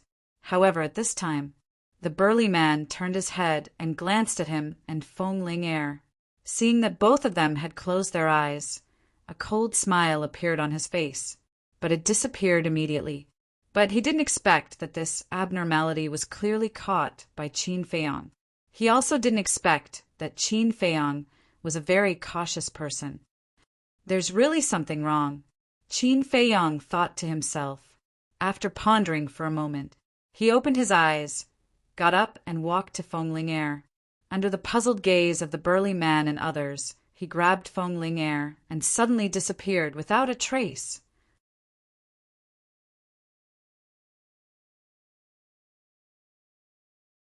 Chapter 160. Qin Feiyang, what are you doing? Feng Ling Er was also a little confused by Qin Feiyang's sudden action. Sure. Qin Feiyang made a shushing gesture. Outside, the burly man and the others looked around in surprise. Where were they? How could they disappear into thin air? Could it be that they could teleport? Li Kuei said, Brother Meng, do you know where they went? The burly man shook his head. Wang Ke frowned and said, Did he notice our motive? Impossible. After we came back, we didn't show any flaws.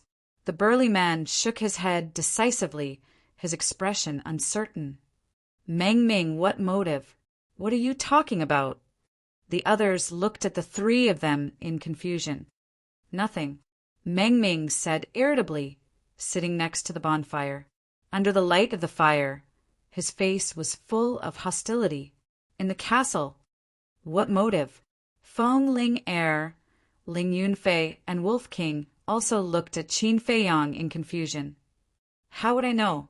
Anyway, it can't be anything good. Qin Feiyang sneered. He didn't dare to say about the others. But Meng Ming, Wang Ku, and Li Kuei were definitely suspicious. Feng Ling Er said, Do you want me to go out and kill them? No need. There are still 2 danger points before we reach the desert of death. We might as well make use of them. Besides, their strength is not bad.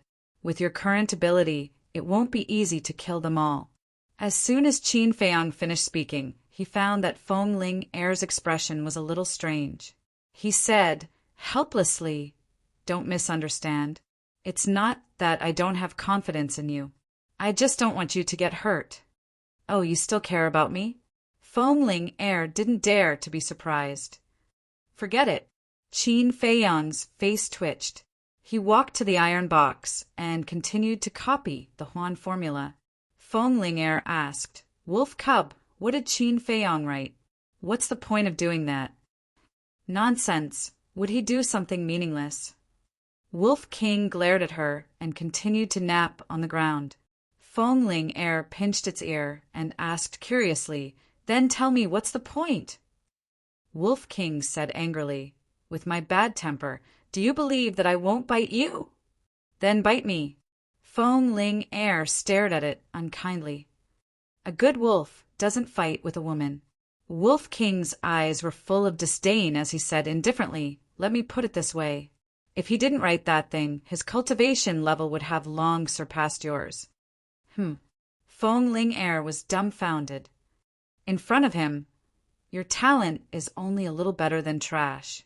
Wolf King said contemptuously, How dare you compare me to trash? Wolf Cub, you really need to be taught a lesson. Feng Ling Er scowled and pinched hard with her jade-like hand. One of Wolf King's ears was suddenly deformed and he grimaced in pain. Brother Wolf needs to be taught a lesson. What do you want? Bite my balls if you have the guts. Wolf King roared. Shameless, dirty, dirty. Feng Ling Er was so angry that her teeth itched.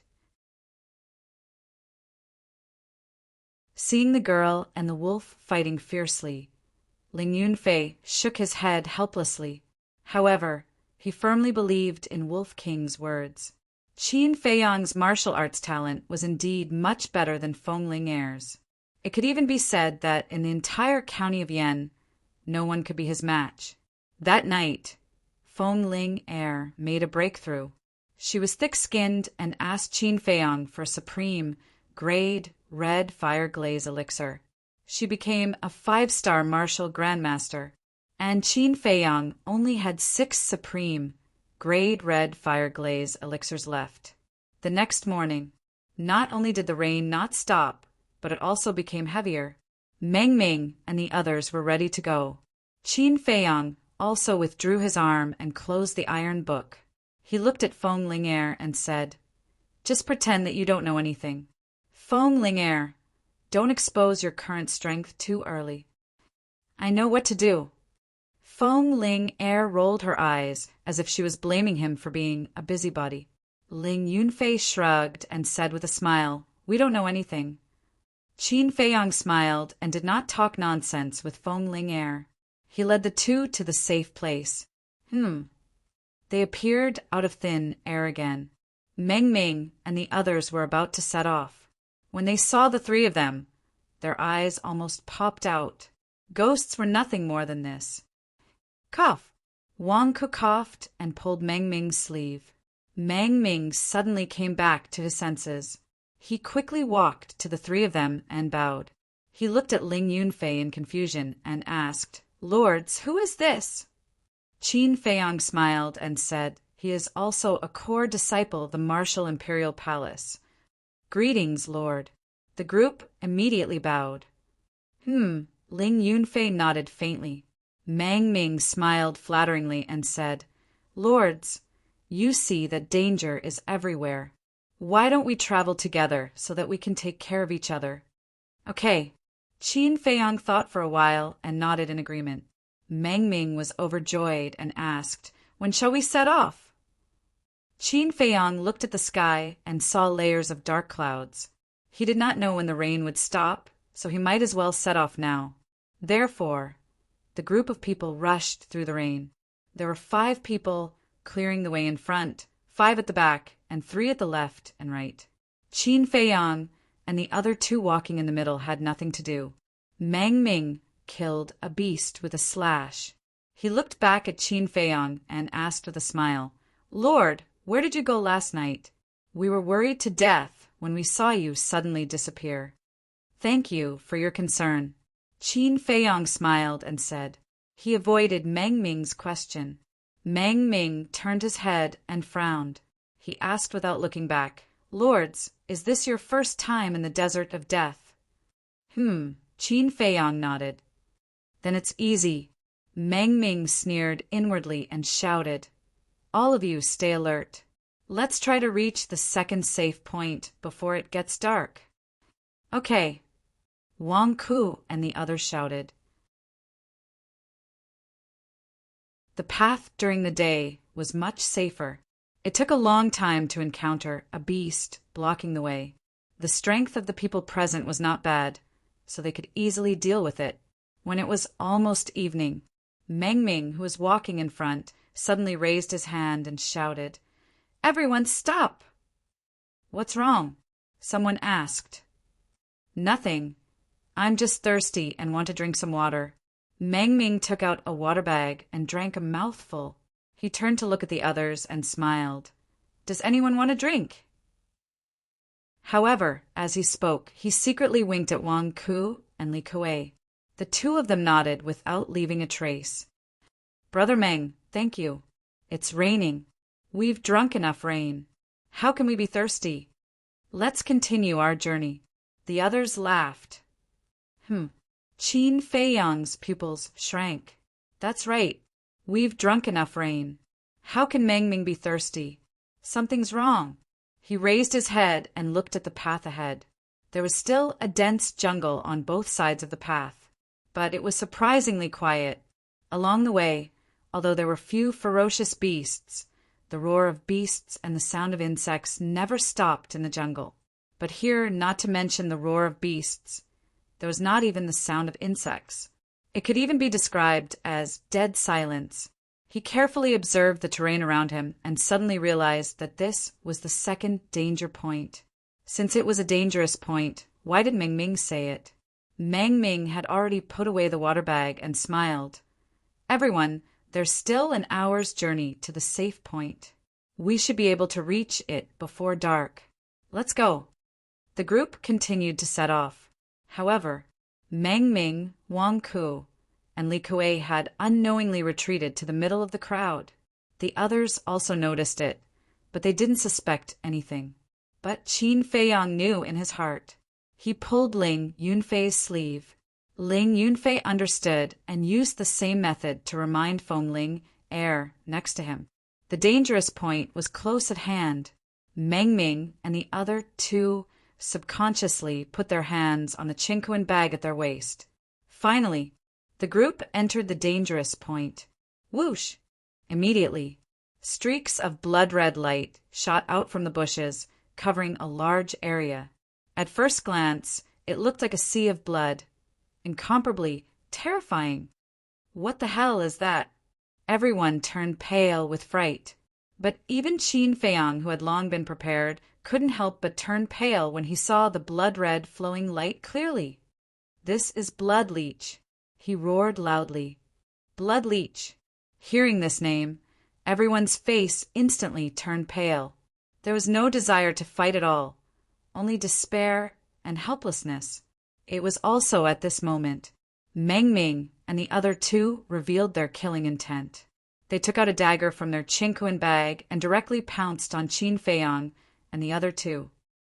"Fox's tail has finally come out?" Qin Feiyang sneered.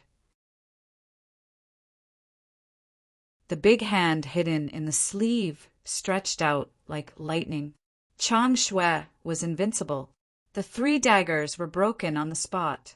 At the same time, Feng Ling threw out 3 palms in a row. True Qi rolled as if it could topple mountains and overturn seas. Puff! Meng Ming and the other two spat out a mouthful of blood. Their chests instantly caved in. Immediately after, Qin Feiyang and the other two reached out with their big hands. Each of them grabbed one person and used them as a meat shield. They rushed forward violently. The swarm of blood, leech all gathered on Meng Ming and the other two and crazily drilled into their bodies. The others were also drowned by the blood leech. Screams could be heard incessantly. Qin Feiyang and the other two rushed out without looking back. Then they threw Meng Ming and the other two aside and ran more than 10 meters away. Only then did they turn around and look at Meng Ming and the others. Those blood leech were only the size of a thumb. They were blood-red and extremely disgusting.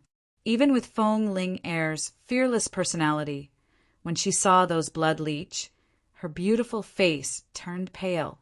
"My 3 lords, please save us. It hurts. They drilled into my body and are sucking my blood." Meng Ming and the other two cried out in pain as they rolled on the ground. Their bodies were covered with blood leech. They could not be swatted away or shaken off. Qin Feiyang sneered. "You schemed to kill us, and now you want us to save you. Do you think we are stupid?" "What?" They actually noticed it. Meng Ming's expression changed abruptly. He hurriedly said, "My lord, what are you saying? We never had such thoughts." Qin Feiyang said indifferently, "Since you didn't have such thoughts, why didn't you tell us that this is the second danger point?" "How did you know? Isn't this your first time here?" Meng Ming exclaimed in disbelief.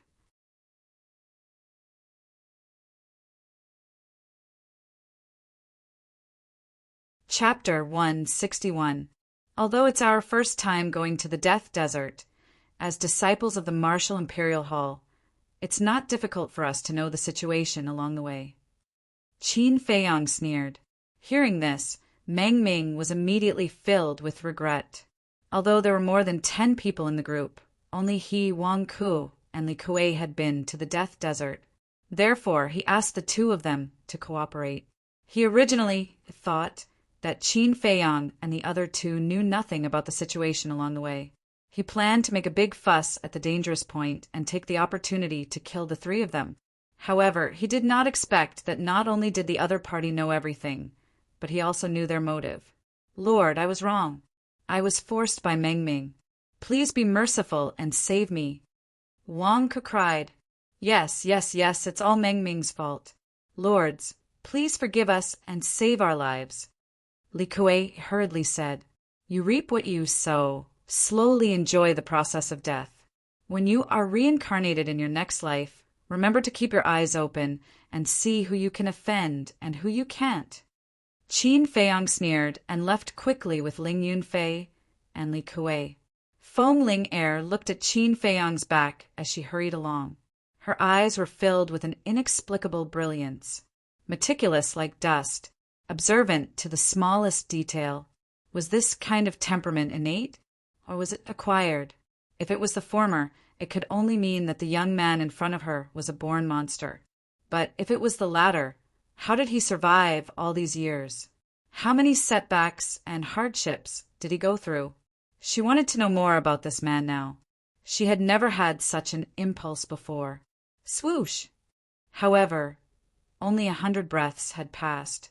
A white figure suddenly descended from the sky and blocked their path. Qin Feiyang and the other two were shocked and immediately attacked. However, when they saw the person's face, they quickly turned around and fled. This was because the person who had arrived was Elder One. "Stop!" Elder One shouted with a ghastly expression. The three of them stiffened and looked at each other helplessly. When they turned around and saw the pair of eyes filled with anger, they immediately lowered their heads and remained silent like children who had done something wrong. What happened? Why didn't Fatso send me a message? Qin Feiyang was very upset. Elder One glanced at the three of them. His face was dark, and the veins on his forehead were bulging. It was obvious that he was on the verge of exploding with rage.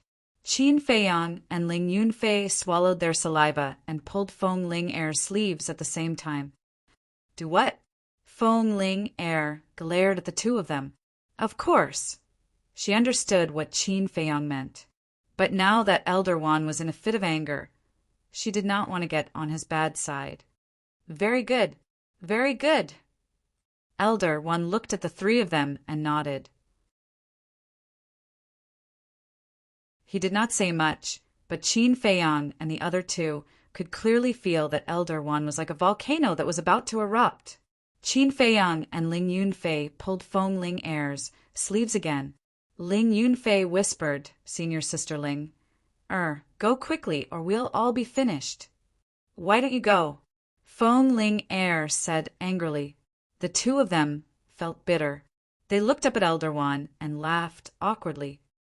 "What are you laughing at? Is it very funny?" Elder One roared. He was so angry that he couldn't vent his anger. The two of them immediately lowered their heads and stretched out their hands at the same time to push Feng Ling Er out. "You two bastards!" Feng Ling Er was furious and glared at the two of them. But now that things had come to this, she could only bite the bullet. She raised her head and walked to Elder Wan's side. She lowered her head and said, "Grandpa Wan, we were wrong." "You know you were wrong? How rare! Then tell me, where did you go wrong?" Elder Wan was so angry that he laughed. "I shouldn't have hidden it from you. I shouldn't have gone to the desert of death without permission. It's all my fault. I was too willful. I shouldn't have listened to Jiang Haoyan and Ling Yunfei's slanderous words." Qin Feiyang and Ling Yunfei were initially grateful to Feng Ling Er for taking the blame alone. But when they heard the fifth sentence, they were dumbfounded. Did they think too much? This woman was simply shirking the responsibility. "Grandpa Wan, I shouldn't have been instigated by them. I should have stopped them from the beginning and reported them. Grandpa Wan, I'm sorry for your nurturing. I feel guilty." Feng Ling Er looked very wronged. She was about to cry. "Pretend. Keep pretending." Qin Feiyang and Ling Yunfei looked at her with disdain. It would be a pity if she didn't become an actress. Feng Ling Er secretly glanced at the two of them.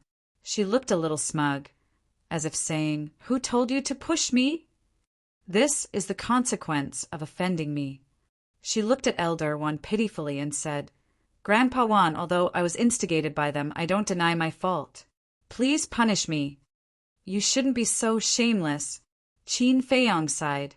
He couldn't count on this woman. If he continued to let her speak, it would only add fuel to the fire. He looked at Elder Wan and consciously admitted his mistake. "Elder, it's our fault for sneaking out of the Martial Imperial Hall, but I was also forced. It was Ling Yunfei who instigated me." "What?"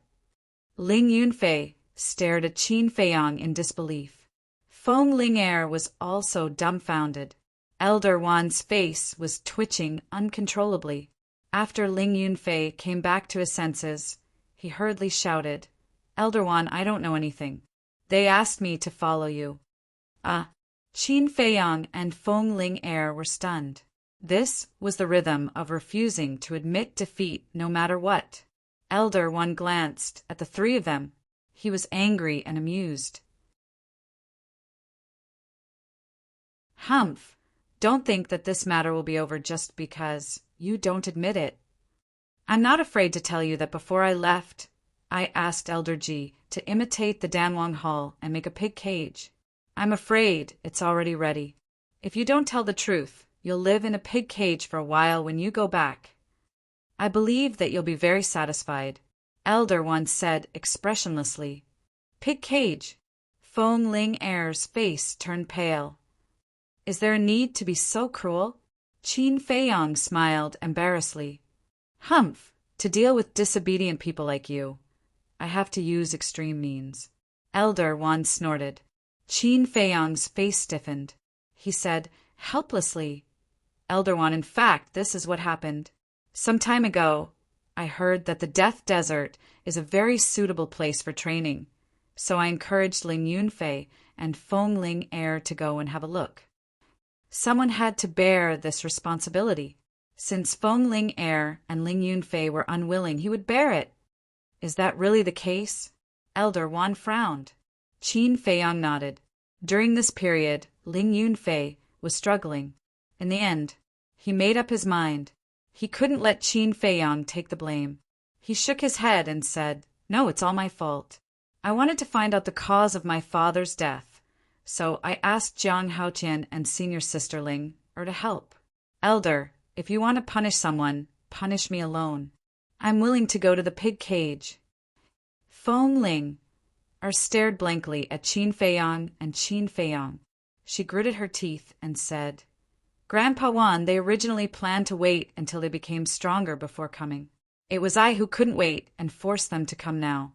You can punish me, but can you not go to the pig cage? Have you found your conscience? Qin Feiyong and Elder One were a little stunned. The three of you are really reckless. With your little strength, let alone going to the Death Desert, it's your luck to be able to come here. I say, can you guys save us some trouble? Do you know how worried Elder G and I were when we found out that you sneaked out of the Martial Imperial Hall? Do you want to worry us old guys to death? Elder One glared at the three of them, his heart filled with hatred and love. We're sorry.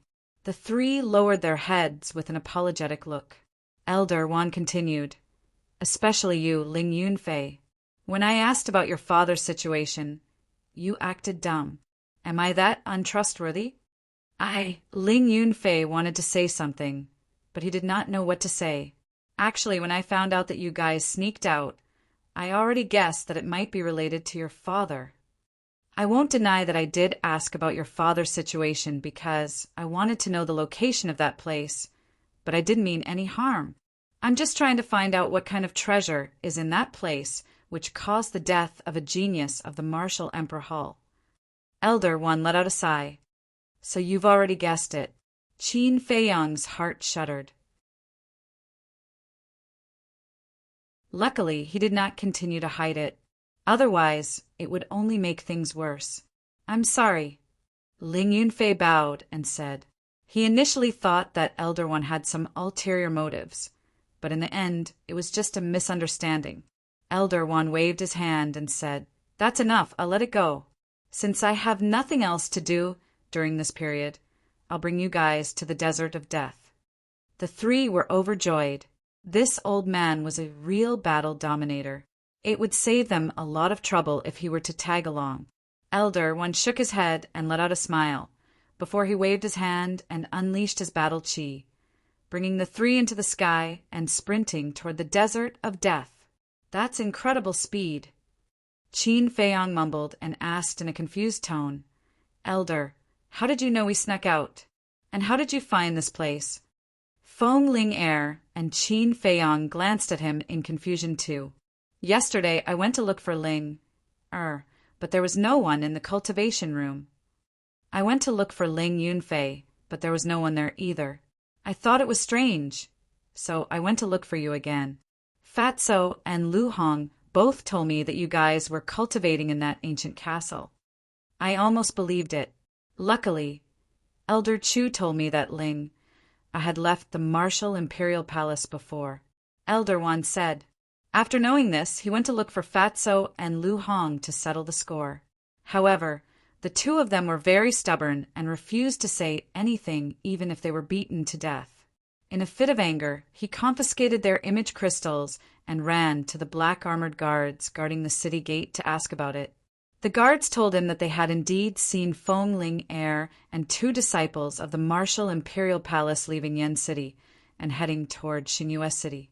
He then chased them to Xingyue City and asked the guards there. He found out that the three of them were heading toward the Desert of Death. How could this be? He hurried over in a hurry. As expected, he found Qin Feiyang and the other two on the way. In other words, their whereabouts would be exposed not because of Qin Feiyang and Ling Yunfei, but because of Feng Ling heir. Because Feng Ling heir was too famous and was wearing a mask, she was too conspicuous. It was very easy to find out.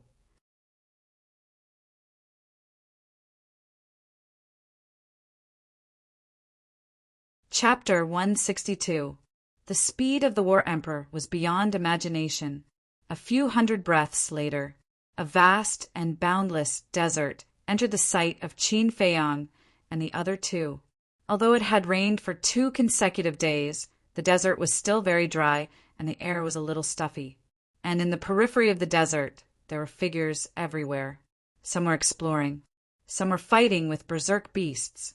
Qin Feiyang felt a little strange. What kind of treasure could there be in the endless, dry desert? Was it worth the people of Xingyue City risking their lives to come here? Feng Ling heir whispered.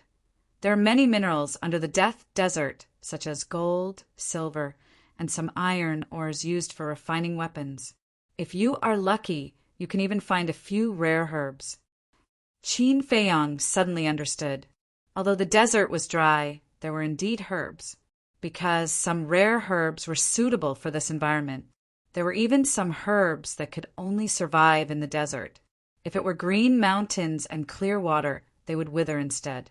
After entering the desert, Elder One did not stop at all.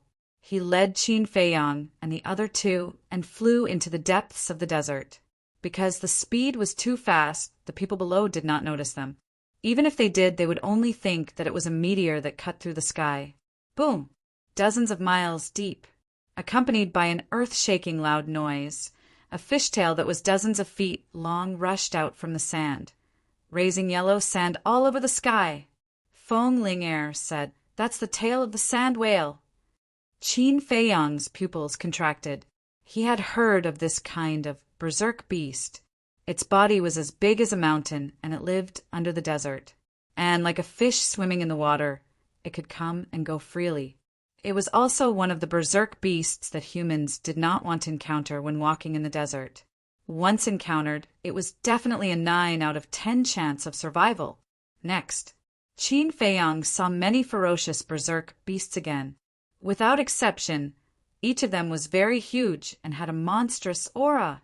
Seeing the horror of the Death Desert, the three could not help but secretly rejoice. Fortunately, Elder One was here. Otherwise, with their little strength, they would not be enough to fill the gaps between the teeth of these berserk beasts. The sky gradually darkened. The sky and earth fell into the deepest darkness. They could no longer see the desert below, and could only hear the roars of the ferocious beasts. From time to time, the roars would ring in their ears, causing their blood and qi to surge. From this, it could be seen how terrifying that ferocious beast was. The night passed in silence. The next morning, the rain stopped, but the sky was still hazy, making people feel very depressed. After a night of rushing, they didn't know how many miles they had traveled, but the end of the desert was still far away. Elder One, have you been here before? Qin Feiyang could not help but ask. I've been here once, but after flying for 10 days and 10 nights, I still couldn't see the end, so I gave up. Elder One said, What? Even after 10 days and 10 nights, we still can't reach the end. Qin Feiyang and the other two looked at each other in disbelief. If it was not for Elder One, they would not have been able to survive in the desert of death. It would have taken them at least 1 or 2 years to reach the end. Only now did the 3 of them realize that they had greatly underestimated this desert. Qin Feiyang lowered his head and pondered. Waiting like this seemed to be a waste of time, so he said, "Elder Wan, I'd like to cultivate." "Sure." Elder Wan nodded and put up a battle or a barrier. He smiled and said, "Sit inside the barrier and focus on cultivating. I'll call you when we reach the end." "Is that okay?" Ling Yunfei was surprised. Elder Wan said proudly, "Of course. There are no more than 10 people in the entire county of Yan who can destroy this barrier." "That's not a lie." Feng Ling Er smiled and sat down with her legs crossed. She took out a few qi-amassing pills and threw them into her mouth, entering a state of cultivation right away. Obviously, it was not the first time she had done so. Ling Yunfei watched in amazement and imitated him. Seeing Qin Feiyang standing still, Elder One was puzzled. "Aren't you going to cultivate?" Qin Feiyang shook his head and said, "I'm not going to cultivate here." "Then where are you going?" Elder One was puzzled. Suddenly he seemed to think of something and asked, "Is it that castle?" Qin Feiyang nodded. "Is there any difference between cultivating in the castle and cultivating outside?" Elder One was puzzled. "This," Qin Feiyang stammered and couldn't think of an answer for a long time. Seeing this, Elder One shook his head and smiled. He waved his hand and said, "Go ahead. I'll take care of the outside. Don't worry." "Thank you, Elder." Qin Feiyang cupped his hands and expressed his thanks. Then he entered the ancient castle with a thought. "What a mysterious boy," Elder One muttered. But the next moment, Qin Feiyang appeared out of thin air again. Seeing that he was still in the battle aura barrier, he finally entered the castle again and began to copy the Huan formula. Now he was already an 8-star martial master. When he finished copying the Huan formula, he would become a 9-star martial master and return to his former peak. In less than a year, he broke through from a 1-star martial artist to a 9-star martial master. Even in the entire Great Qin Empire, no one could match this speed. But in Qin Feiyang's view, it was still too slow. He couldn't wait to return to the imperial capital and turn it upside down. He was looking forward to the expressions of those who had hurt him when they saw him return to the capital. 10 days passed in the blink of an eye. Sure enough, he couldn't see the end of the desert. Elder One was also a little tired. He rested for a night and continued on his way. In the blink of an eye, another 10 days passed. This morning, a small valley came into Elder One's sight. The valley covered an area of about 10,000 feet. It was surrounded by the desert like a small oasis. Elder One stopped in the sky and looked down at the valley. In the valley, the vegetation was lush. In the center, there was a lake of more than 100 feet. The lake water was clear and reflected the hazy sky. I really didn't expect that there would be such a beautiful place in the depths of the Death Desert. Elder Wan's eyes lit up. Suddenly, his aged body shuddered violently. Could it be this place? He hurriedly said, "Ling Yunfei, look, is it here?" Ling Yunfei shuddered and woke up from his seclusion. He stood up and looked down. At the same time, Qin Feiyang also walked out of the castle. Feng Ling Er also opened her eyes. "It looks like it." After observing for a moment, Ling Yunfei couldn't be sure.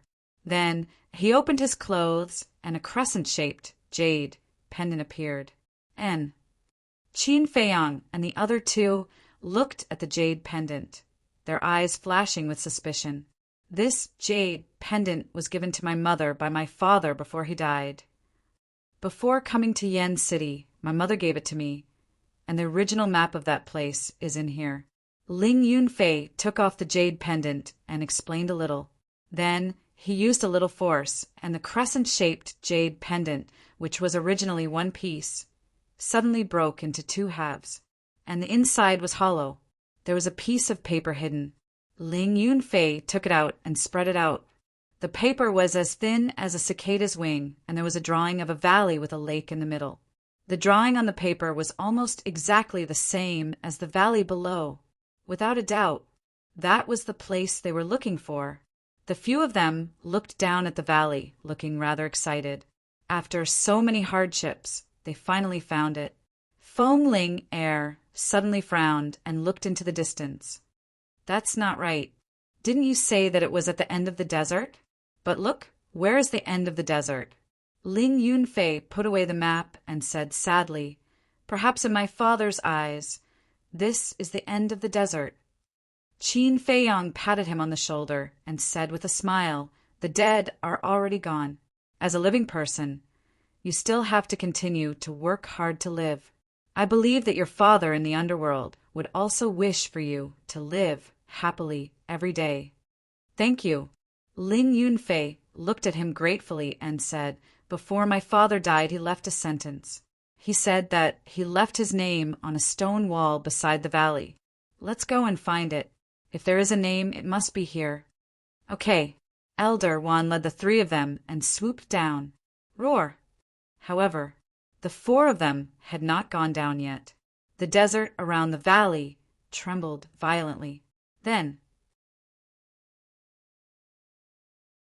accompanied by a series of roars, huge tails broke out of the sand and set off a sandstorm. Elder Wan's face changed and hurriedly led the three of them to the sky. Standing high in the sky, he looked down with his brows tightly knitted together. As for Qin Feiyang and the other two, their faces and eyes were full of horror. Those were the tails of the sand whales, but each tail was as big as a house and was fierce. One could only imagine how shocking the body hidden in the sand was. And there were a lot of them. There were at least 30 to 40 of them wandering around the valley in the sand. Elder Wan observed for a moment, and his face suddenly darkened. He said, the strength of these sand whales is comparable to a one-star combat emperor. What? The three of them turned pale with fright. What kind of concept was this? One had to know that there were no more than 20 combat emperors in the entire Yin County. However, there were at least 30 to 40 battle emperor level beasts in this place alone. How could they enter the valley? Fong Ling Er said in surprise, have you noticed that the behavior of these sand whales is very strange? It gives people the feeling that they are protecting the valley? That's right, they are protecting the valley. As long as we don't barge into the valley, they won't attack us. Elder One said in a deep voice. Although the sand whales were blocking the way, their hearts were burning with passion. 30 to 40 combat emperor-level sand whales were guarding this place. There must be some kind of peerless treasure in this valley. Qin Feiyang asked, Ling Yunfei, how did your father get in? That year, Ling Feng was still a disciple of the martial imperial palace. At most, he was probably a martial great lord. With just the strength of a martial great lord, how could he barge in? Not to mention leaving his name on the stone wall beside the valley. So, there must be a trick. Ling Yunfei shook his head and said, I don't know either. Because of this, my father didn't tell my mother. That's strange. Qin Feiyang frowned. Fong Ling Er thought for a moment and suggested, how about this, we can just go down from the top of the valley and land directly inside the valley. Elder One shook his head and said, no, those sand whales can also fly. If we really do that, we will definitely anger them. At that time, not to mention entering the valley, I am afraid that we will be chased by them. Qin Feiyang asked, Elder, can't you do anything to them? Actually, I am only a one-star combat emperor, unless the chief palace master comes personally. Elder One smiled bitterly.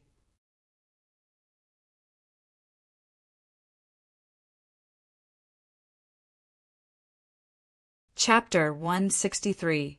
Qin Feiyang thought for a while, then turned to Elder Wan and said, Elder, why don't you lure them away and we sneak in? Elder Wan said, how can we do that? What if there are other beasts in the valley? Won't you be dead? Qin Feiyang thought for a while and said, we were able to escape from Zhuan. We should be able to do it this time. Feng Ling Air and Ling Yunfei nodded. Zhua En was an 8-star combat emperor. Even he couldn't sense the ancient castle, so it shouldn't be a problem for him to stay alive. It was impossible for there to be a beast stronger than a combat emperor in the valley. This, Elder One pondered for a while and nodded. All right, be careful. Qin Feiyang waved his hand and sent Feng Ling Air and Ling Yunfei to the ancient castle. Then, Elder One grabbed him and landed on a hill. It was about 500 meters away from the valley. Kid, don't try to show off. Do what you can, Elder One exhorted. Then he rose into the air once again and flew towards the valley. Roar! A roar was heard. A giant creature rushed out from the sand and stood in front of Elder One. Its whole body was black, and its body was dozens of feet long. It was like a towering mountain, ferocious and awe-inspiring. Sand whale. Qin Feiyang's pupils contracted. Elder One stopped in the air and cupped his hands. Everyone, I have no ill intentions. Please make way for me. However, what answered him was a giant tail. Another sand whale rushed out from the ground, its huge tail covering the sky and the sun as it fiercely smacked towards Elder One. If that's the case, I have no choice but to offend you. Elder One's body trembled, and a powerful force burst out of his body. Clang! At the same time, a giant blade appeared in the void behind him. It was dozens of feet long, and its whole body was black. It emitted traces of black light and rolled in all directions, stirring up heaven and earth. Seeing this scene, Qin Feiyang's eyes lit up.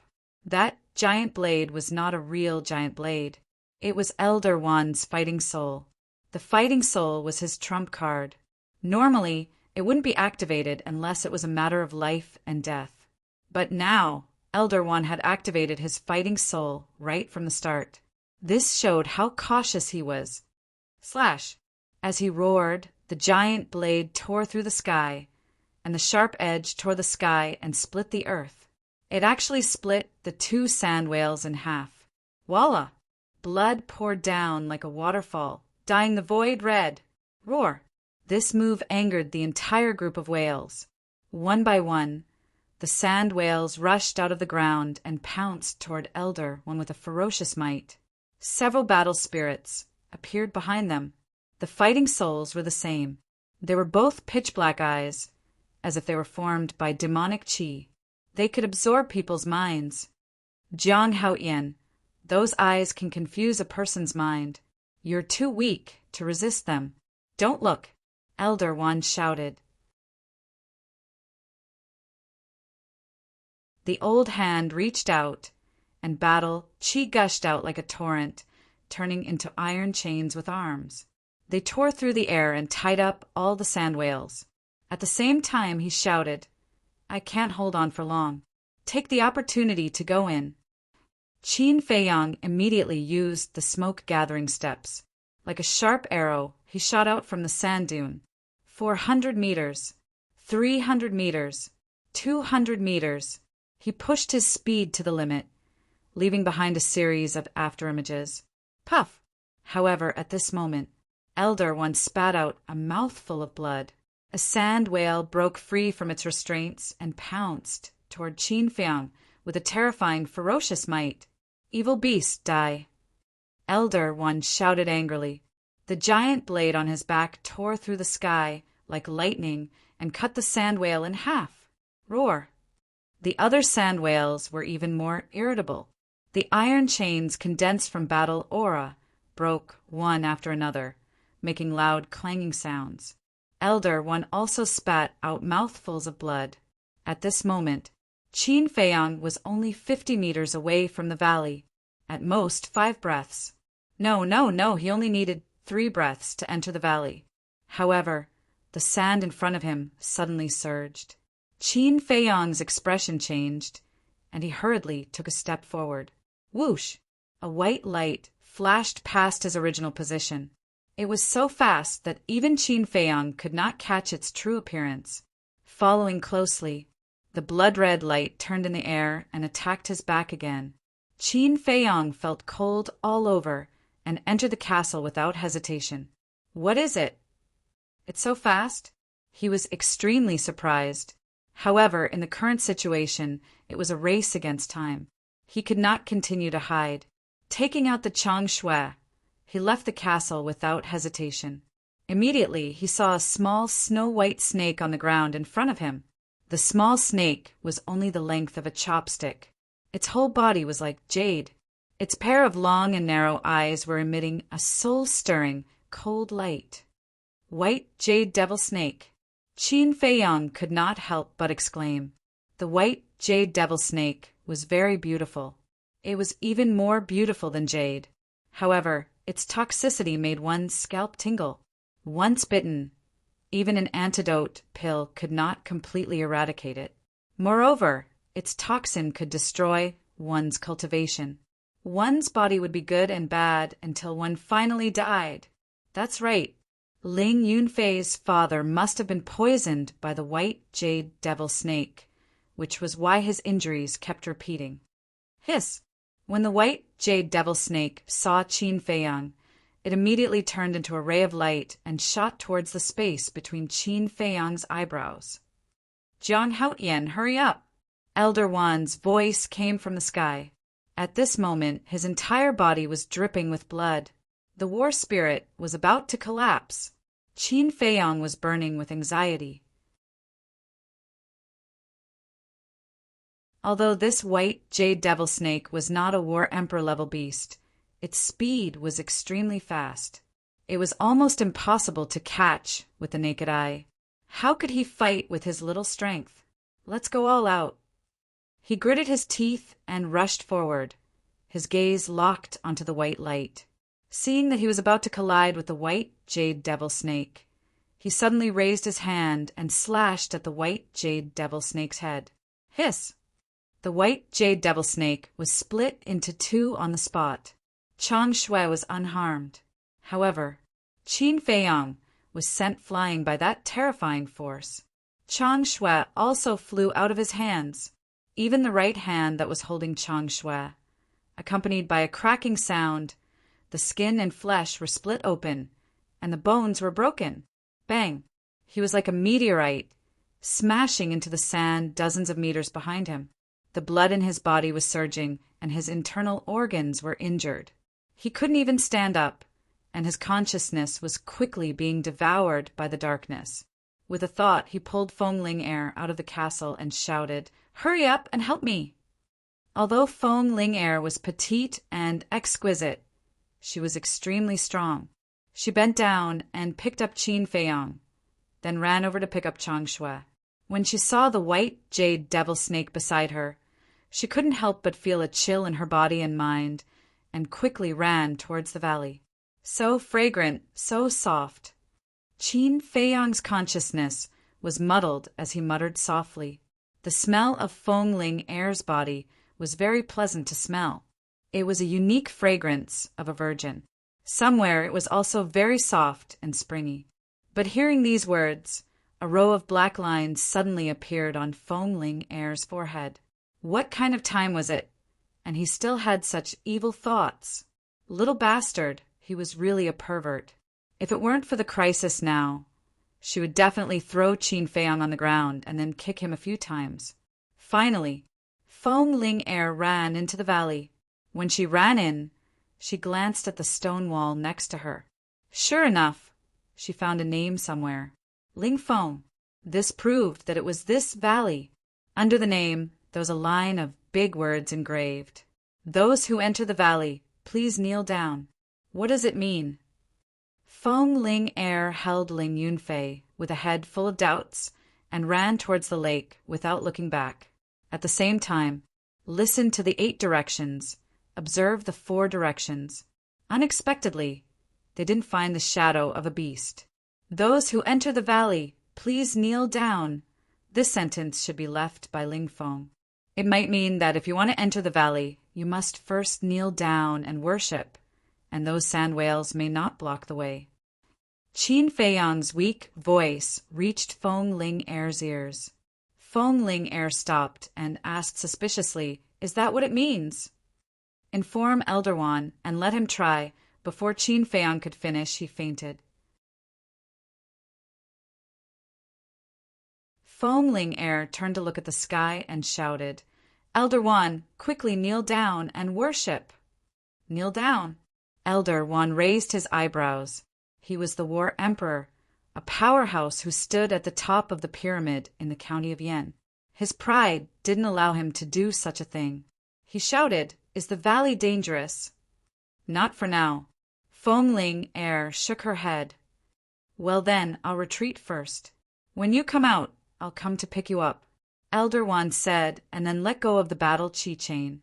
Dragging his severely injured body, he turned around and flew away. Some of the sand whales immediately roared and chased after him. The other group of sand whales surrounded the valley and blocked the entrance, staring coldly at Foamlinger. Foamling Air's face was a little pale, but seeing that those sand whales didn't intend to rush into the valley, she was slightly relieved. She took out a healing pill and a bone-replenishing pill and fed them to Qin Feiyang. "Little bastard, wake up," she mumbled to herself, looking very anxious. Although the sand whales didn't come in, she felt a little scared to be stared at by so many powerful beasts. Dozens of breaths passed. Qin Feiyang's closed eyelids finally moved. He slowly opened them and whispered, "Am I dead?" "Not dead." Foamling Air was overjoyed. Finally, there was someone who could talk. Qin Feiyang also breathed a sigh of relief. "No, my injuries are too serious. I have to recuperate first," he muttered to himself. He grabbed Foamling Air and entered the castle. "Little Qinzi, are you okay?" Wolf King hurried forward and asked with concern. "I'm lucky that I'm not dead." Qin Feiyang forced a smile. He took out a supreme healing pill and a bone-replenishing pill and stuffed them into his mouth. Although Foamling Air had fed him before, the effect of ordinary pills couldn't be compared with that of supreme pills. Half an hour later, his injuries had more or less recovered. "Let's go out and have a look." Qin Feiyang got up. His eyes flashed, and he appeared in the valley with Foamling Air. When they saw those sand whales, the three of them couldn't help but feel numb. Why didn't they come in? Ling Yunfei was puzzled.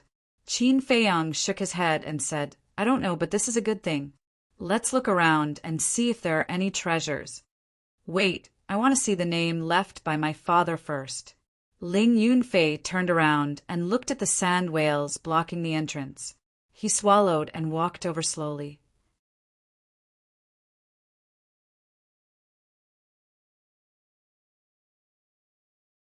Chapter 164. All the sand whales stared at the three of them. Their huge pupils were filled with a terrifying, ferocious light. However, not a single sand whale stepped into the valley. It felt like in their eyes, this valley was a sacred and inviolable place. After a dozen breaths, the three of them carefully came to the front of the stone wall, almost a meter away from the sand whale blocking the entrance. They could even clearly feel its breathing and hear its heartbeat. Ling Yunfei looked at the stone wall, and when he saw the two words Ling Feng, his face was filled with sorrow. "Father!" he muttered to himself, reached out and touched every stroke, and couldn't help but burst into tears. Qin Feiyang said, "The cause of your father's death should be related to the white jade magic snake, but I have already killed it. It can be considered as revenge for your father." Foamling Air glanced at the yellow sand outside the exit and asked, "Is there only one white jade magic snake?" Qin Feiyang shook his head and said, "White jade magic snake is rare. To be able to meet one, our luck is already very good." "Very good luck?" Foamling Air was stunned, turned around and rolled her eyes at Qin Feiyang, encountering such a ferocious creature, and said that it was good luck? She really didn't know if there was a hole in this guy's head. "Why is your IQ so pitiful? Can't you see that I'm being sarcastic?" Qin Feiyang despised. "You!" Foamling Air immediately gnashed her teeth. "All right, stop talking nonsense." Qin Feiyang impatiently scolded. Ling Yunfei was still feeling sad. How could they be fooling around here? However, When he thought of the white jade magic snake, he couldn't help but feel scared. If he had been accidentally bitten at that time, he would have followed in Ling Feng's footsteps. Moreover, that white jade magic snake was not weak, at least the strength of the War King. If not for Chang Shui, it would be as difficult as ascending to heaven to enter the valley. A moment passed. Ling Yunfei wiped away his tears and smiled. "All right, let's go." In the valley, silence reigned. Along the way, the three of them did not see a single ferocious beast. Not to mention ferocious beasts, there wasn't even a bug. Strange. Is a place like this worth the protection of so many sand whales? Feng Linger frowned, her face full of puzzlement. After searching for half a day, he still couldn't find a single medicinal herb, let alone a peerless treasure. Ling Yunfei said, "There doesn't seem to be any danger at the moment. Why don't we split up?" "I agree. This will save a lot of time." Feng Ling raised her hand. "I don't agree." Qin Feiyang shook his head. What if he encountered danger? He was not afraid. He could just hide in the castle. However, Feng Ling and Ling Yunfei had nowhere to hide. Until evening, they almost turned the entire valley upside down, but still couldn't find anything of value. The three of them sat on a rock by the lake and lowered their heads. They were very frustrated. They spent a lot of effort to break in, but in the end there was nothing. Wasn't it obvious that they were playing tricks on them? Qin Feiyang turned his head and looked at Ling Yunfei. "Think about it again. What else did Auntie say to you?" Ling Yunfei shook his head. Qin Feiyang frowned and said, "Show me the map your father left." Ling Yunfei took out the map and handed it to Qin Feiyang. Spreading out the map, Qin Feiyang looked at it carefully. He didn't miss any small detail. After a while, a trace of disappointment crept into his eyes. This was a very pure map of the entire valley, and there were no hidden mysteries. He was going to return it to Ling Yunfei, but suddenly he sniffed with force, and a trace of suspicion crept into his eyes. Then he put the map on the tip of his nose and sniffed it. There was a faint fragrance that went into his nostrils. "Did you find something?" Ling Yunfei and the other two looked at him in surprise. Qin Feiyang remained silent, his brows tightly knitted. "I understand." After a while, a bright smile crept onto his face. "Understand what?" Ling Yunfei and Ling Yunfei were puzzled. What was this guy up to? Look carefully. Qin Feiyang smiled mysteriously, walked to the lake, put the map in the water, and soaked it. "What are you doing?" Ling Yunfei's face changed greatly and hurriedly rushed up. Although the map was no longer useful, it was left to him by his father. It had the meaning of treasuring. "Don't worry. This paper has been waterproof. It won't rot." Qin Feiyang reached out to stop him and said with a smile. He took the map out of the water and opened it again. The map didn't change at all, but there was a red arrow symbol on the lake. "Ah! Qin Feiyang, what's going on?" Feng Ling and Ling Yunfei were very surprised. "There's a special kind of ink. It will show up when it meets water. When the water dries up, it will disappear, and it can be preserved for hundreds of years. And this kind of ink usually emits a wisp of fragrance, but it's very light. If you don't pay attention, it's easy to miss." Qin Feiyang smiled. "Fragrance?" The two were stunned and went up to smell it carefully. "There really is." Feng Ling looked at Qin Feiyang strangely and said, "Ling Yunfei has been carrying it with him for so long, but he didn't smell it. You can smell it at once. Do you have a dog's nose?" Qin Feiyang's face darkened and said angrily, "I say, woman, can't you be a little bit more virtuous? Besides, I can smell it, which means that I'm careful. Unlike you, careless and heartless. Be careful that you don't become a leftover woman one day." "How dare you curse me?" Feng Ling gnashed her teeth and suddenly said with a teasing smile, "Who is the one lying in my arms and saying that I smell good? Little brother, are you interested in me?" "Ah, Ling Yunfei was stunned and looked at the two, strangely. Qin Feiyong was also a little stunned. Being molested by a woman? If this could be tolerated, what else could be tolerated? He stepped closer to Feng Ling'er and put his arms around her slender waist. He said with an evil smile, "Little girl, are you going to play with fire? Do you want me to help you?" Feng Ling'er's pretty face immediately turned crimson. "Bastard, how dare you molest me?" The next moment, she flew into a rage out of humiliation and pushed her knee up. Qin Feiyong hurriedly retreated and was so scared that he was sweating all over. If he was hit, wouldn't his balls be smashed on the spot?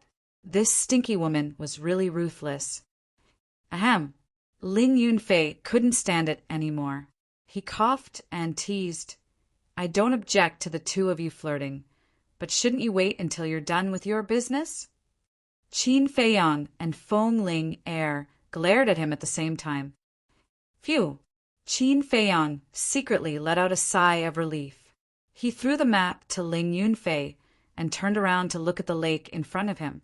He said, "Since the arrow points to this lake, then there must be something important underneath this lake." Ling Yunfei said hurriedly, "Then what are we waiting for? Let's go down." "Wait." Qin Feiyong grabbed him and shook his head. "Don't worry. Your father left a mark, which means that he must have been here and even entered the lake. But why didn't he bring the thing out?" After Qin Feiyong said this, Ling Yunfei and Feng Ling'er's expressions became serious.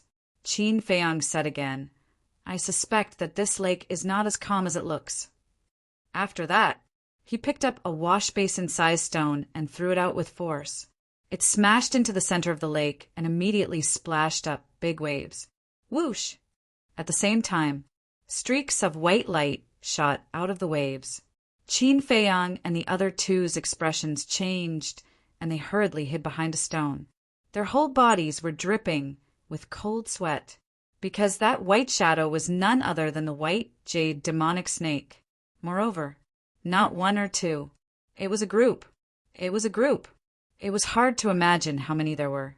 The three of them looked out and saw that the white jade demonic snakes had returned to the water, and the water surface was gradually calming down.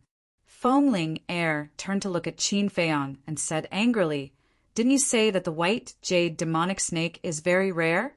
But why is there a nest here?" Ling Yunfei said with lingering fear, "Fortunately, I didn't jump down just now. Otherwise," speaking of this, he couldn't help but shiver. "The white jade demonic snake is indeed rare, but in this place we can't treat it with common sense. But just now we didn't see a single white jade demonic snake by the lake, which means that they are basically concentrated in the center of the lake and at the bottom of the lake. The white jade demonic snake I met at the entrance should have heard the commotion outside and went out to check it out. In other words, Ling Yunfei, your father, was not injured at the entrance, but after entering the lake, he was bitten by the white jade demonic snake." Qin Feiyong thought. Ling Yunfei looked at the lake, his expression gloomy to the extreme.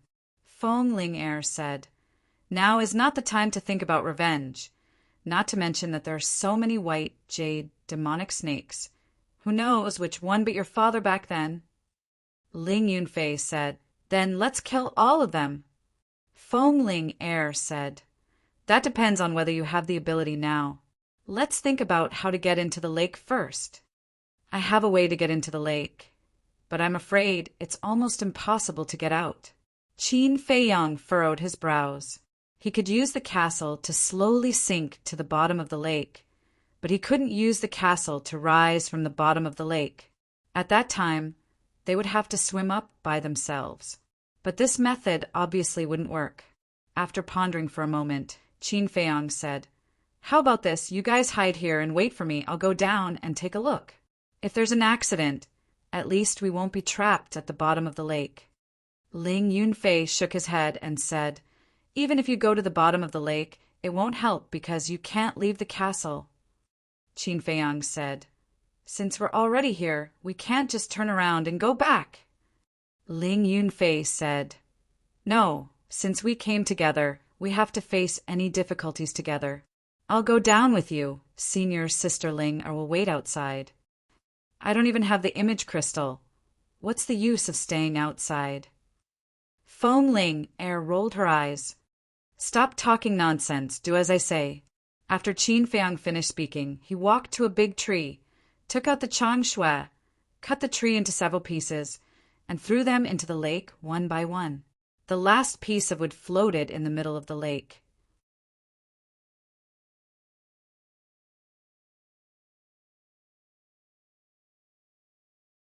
Chapter 165. Be careful. Wait for my news. After reminding Feng Ling and Li Zi, Qin Feiyang rushed out from behind the stone, stepped on the broken wood floating on the lake, and swept toward the center of the lake. Whoosh! As soon as he landed on the last broken wood, a group of white jade magic snakes jumped out of the water and swarmed toward Qin Feiyang. At this moment, Ling Yunfei and Li Zi's hearts were in their throats. If they were bitten, not to mention one Qin Feiyang, even 100 Qin Feiyang would die today. Whoosh! In a flash, Qin Feiyang entered the castle. The castle also fell into the lake and quickly sank to the bottom of the lake. Wolf King opened his eyes, glanced at Qin Feiyang and sighed. Little Qin Zi, you're courting death. Qin Feiyang smiled faintly and said, Nothing ventured, nothing gained. Haven't you heard of this saying? Wolf King said disdainfully, Brother Wolf wants to see what kind of treasure you can get. Don't be trapped at the bottom of the lake and cry for your parents. Don't I still have you to accompany me? Qin Feiyang smiled slyly. Fuck, Brother Wolf forgot. Wolf King suddenly got up and roared at Qin Feiyang. You bastard. You actually dragged Brother Wolf into this. Do you still have a conscience? Brother Wolf must have been blind to be friends with a bastard like you. You're really slow. Qin Feiyang shook his head in disdain. He calmed down and listened carefully to the movements outside. What should we do? Brother Wolf hasn't fallen in love yet. He can't be trapped here. Who can save Brother Wolf? Little Qin Zi, you scammer. Brother Wolf won't let you go even if I become a ghost. The Wolf King cried out in grief and paced around anxiously. Shut up. Qin Feiyang glared at it and mocked. Look at your cowardly face. Why don't you think about which female wolf would like you? Wolf King said disdainfully, Tisk, there's nothing in this world that Brother Wolf is afraid of. Today, Brother Wolf will risk his life to accompany you. Villain? Qin Feiyang's face twitched. He was too lazy to talk nonsense with this ruffian wolf. He focused all his attention on the movements outside. The sound of water could be heard in the castle. It was like the sound of a fish swimming in the water. But it was definitely not a fish. It was the white jade devil snake. Moreover, as the castle continued to sink, the sound became louder and louder. This meant that the more white jade demonic snakes he encountered, the more white jade demonic snakes there were. The Wolf King asked in puzzlement, Little Qin, is the speed at which this ancient castle is sinking fast? I'm sensing it. It's quite fast, Qin Feiyang said. Wolf King sighed. If only I could see the scene outside. It's too hard to listen like this. Don't be naive. It's good enough to hear the sound outside. Qin Feiyang shook his head. If he couldn't even hear the sound, it would be even more difficult. Hundreds of breaths passed. The noise outside actually gradually became softer. A man and a wolf looked at each other. Was there no white jade demonic snake at the bottom of the lake? Gradually, the sound disappeared completely, and the castle fell into a dead silence. Qin Feiyang said, Do you want me to go out and take a look? Wolf King hurriedly said, Don't alert the snake. Wait until it reaches the bottom. About 100 breaths passed. Qin Feiyang sensed that the castle was not moving. It should have sunk to the bottom. He listened carefully for a while. Hearing nothing, Qin Feiyang planned to go out and take a look. Brother Wolf said with a sinister smile, Little Cheen-zi, if you die outside, this castle will be Brother Wolf's. You don't have any objections, do you? If you don't have any objections, write a will first, in case Uncle Yuan comes back and snatches it from Brother Wolf. I'm done with you. Qin Feiyang glared at him angrily and disappeared in an instant. At the bottom of the quiet lake, Qin Feiyang suddenly appeared. The first feeling was pressure. The water pressure was so strong that he almost suffocated.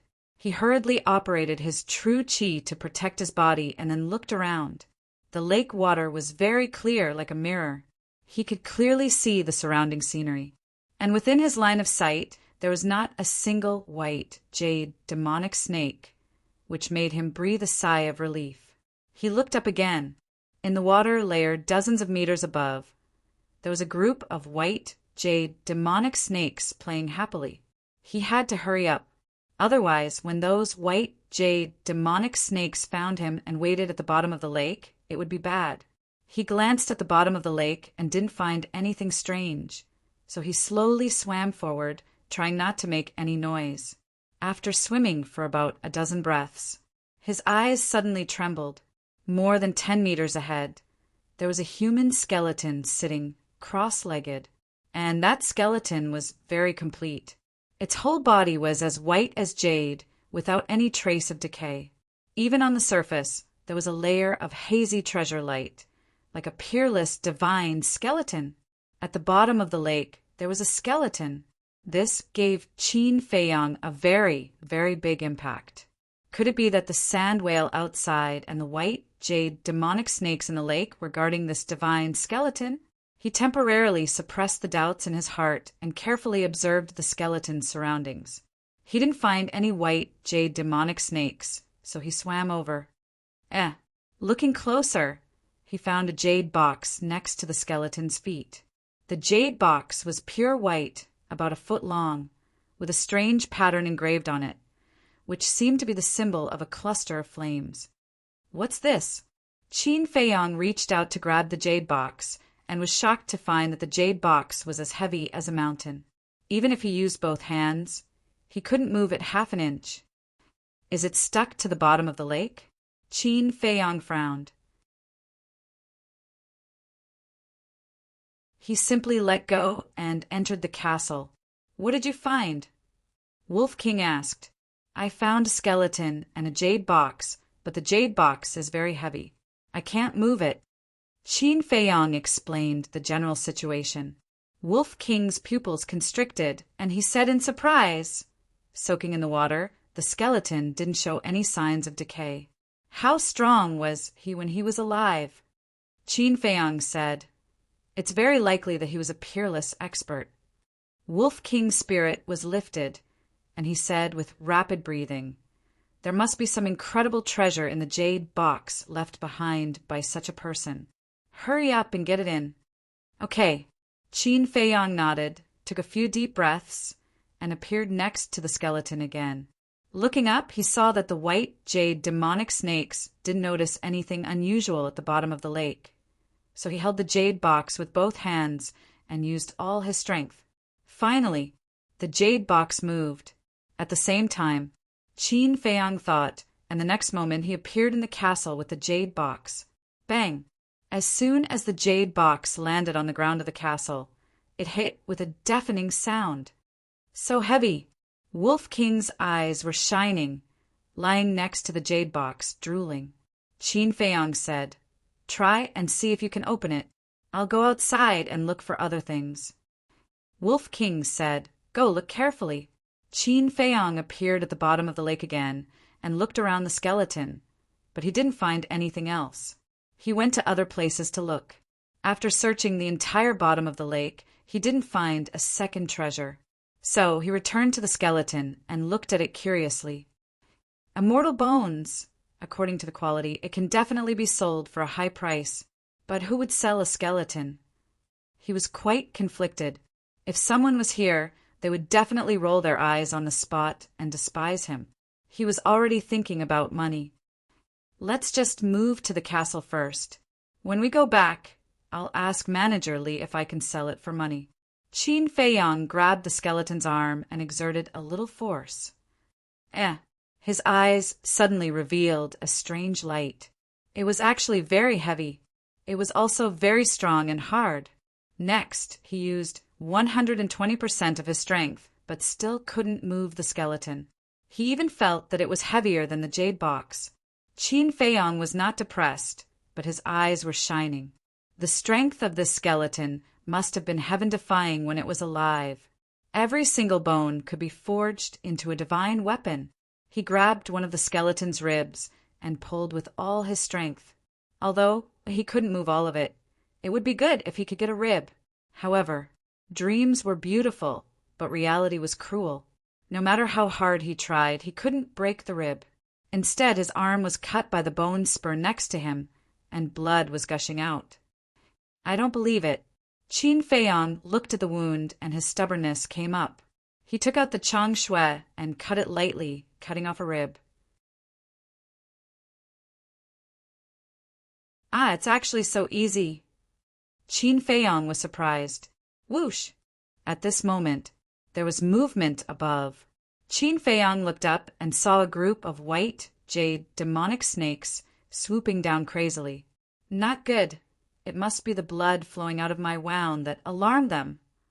His face changed, and he hurriedly cut off 5 more ribs, grabbed 6 ribs, and entered the castle. However, Qin Feiyang didn't notice. The blood flowing out of his wound was actually all absorbed by the skeleton. As for the skeleton, it seemed to have moved slightly. In the castle, Qin Feiyang sat on the ground. His entire body was drenched, and he was gasping for breath. Wolf King glanced at him and locked his eyes on the 6 ribs. Suddenly, his eyes lit up and he pounced on it. Qin Feiyang was stunned, and his veins were bulging. He roared, "Bastard, you even want to snatch the bones, are you a dog?" Brother Wolf is willing. The Wolf King smiled proudly and bit down on one of the ribs. Immediately, a crunching sound could be heard. It's broken? Qin Feiyang was dumbfounded. He used all his strength and couldn't break it, but it was actually bitten off by Wolf King? Ow! Wolf King immediately howled, and blood flowed out of his mouth. As for the rib bone, it fell to the ground with a clang. It's not broken?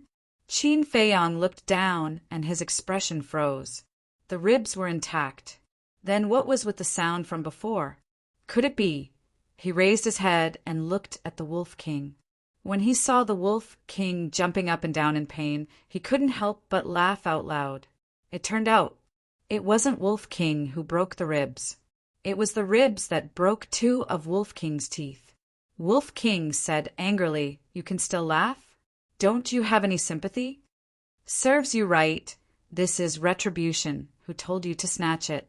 Qin Feiyang got up, crossed his arms, and did not hide the gloating on his face. This was called eating one's own medicine. Humph! The Wolf King snorted coldly and looked at the 6 ribs again. Although there was still greed in its huge eyes, there was also a trace of fear. Qin Feiyang bent down and picked up a rib. Looking at the broken part, it was as flat as a mirror. Although the bones were hard, the chang shui seemed to be sharper. Uncle Yuan said that the chang shui was given to him by his mother. But why didn't he remember that his mother had such a sharp dagger?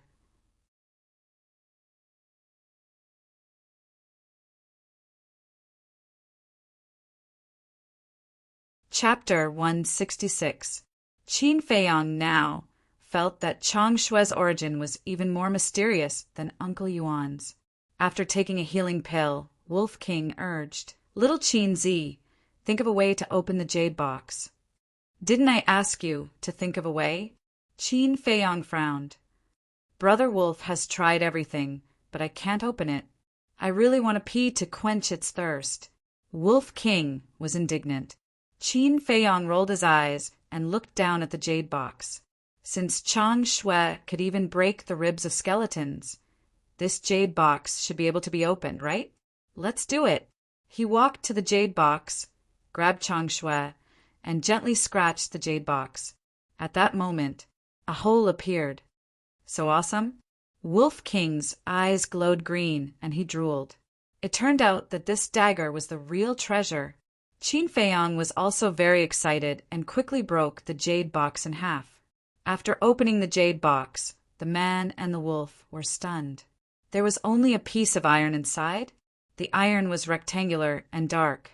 It was about the size of the cover of a book and had a strong ancient aura. "Hey!" Qin Feiyang looked at it curiously for a while, and suddenly said with surprise, "White-eyed wolf, did you find that the material of this iron seems to be similar to the material of the 6-word divine formula?" Wolf King nodded and said, "It does seem to be similar. Let's compare it."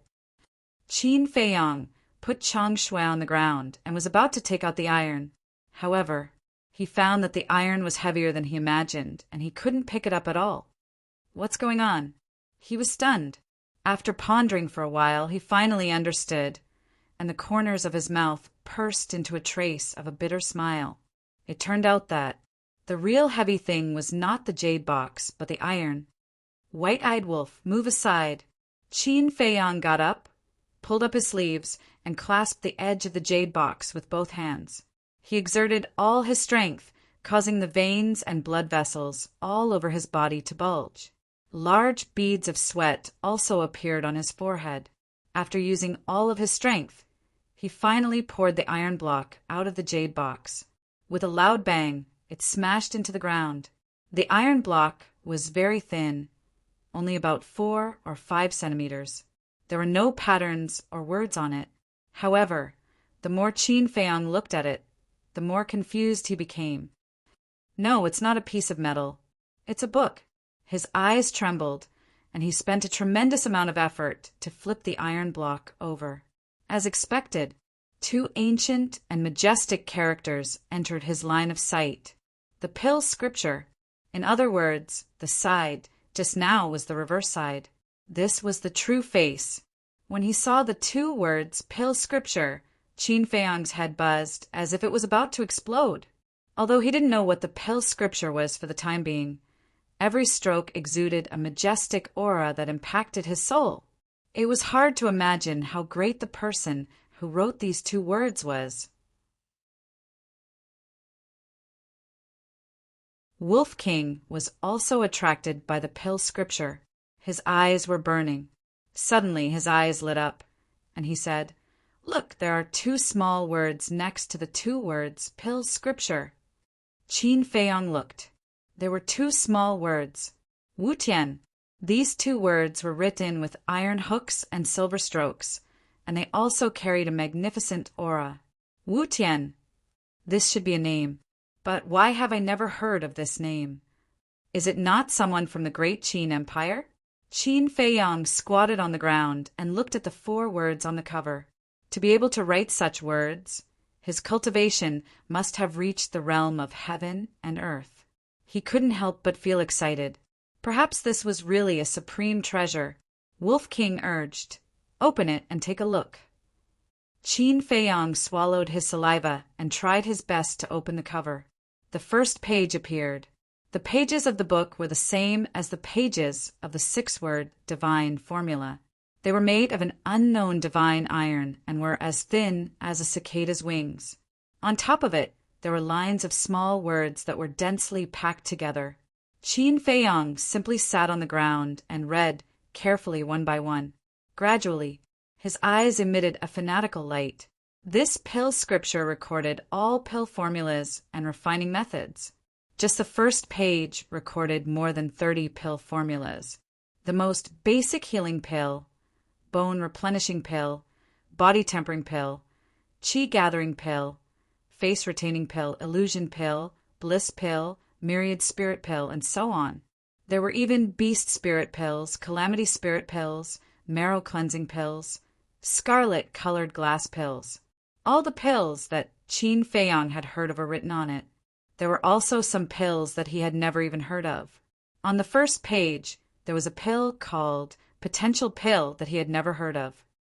"White-eyed wolf, this time we've really found a treasure." No, no, no. This can no longer be described as a treasure. This is a treasure trove. We're going to be rich. Qin Feiyang was so excited that his hands were trembling, and he couldn't even speak properly. What did he lack the most right now? Without a doubt, it was pill formulas. And this pill scripture contained a myriad of things, enough for him to enjoy for a lifetime. From now on, he would no longer have to worry about pill formulas. Wolf King said anxiously, "Then take a look. Is there any pill that can make Brother Wolf speak?" Telepathy was not very convenient after all. For example, after Wolf King and Qin Feiyang separated, it could not use the image crystal to talk to Qin Feiyang. It could only gesture. Who knew what it was gesturing? It was all guesswork. Wait a minute, let me take a look. Qin Feiyang searched carefully for a moment, and suddenly saw the 3 words calamity pill. His eyes immediately surged with bone-piercing, killing intent. Calamity pill. He would never forget it. Back then, it was because he was forced to take the calamity pill that he lost all his cultivation and became a cripple. What's wrong? Is there something wrong? Wolf King looked at him in surprise. Nothing. Qin Feiyang shook his head, the killing intent in his eyes receding like the tide. Just you wait. Sooner or later, I will let you guys have a taste of the calamity pill. Muttering to himself, he continued to read. Finally, he shook his head and said, "There's nothing on the first page. Let me look at the second page." However, when he turned to the second page, he realized that he couldn't turn it. Could it be that my cultivation is not enough again? Qin Feiyang was stunned and looked at the bottom of the page. Sure enough, there were a few small words written on it. Only when you step into the war chief realm can you turn to the second page. Wolf King immediately lost interest. His gaze shifted to Changshui and began to have ideas about Changshui. When Qin Feiyang noticed Wolf King's gaze, he frowned and asked, "What are you looking at?" "Nothing, nothing." Wolf King hurriedly shook his head as if he had a guilty conscience. After getting along with him for so long, Qin Feiyang had long known this ruffian wolf like the back of his hand.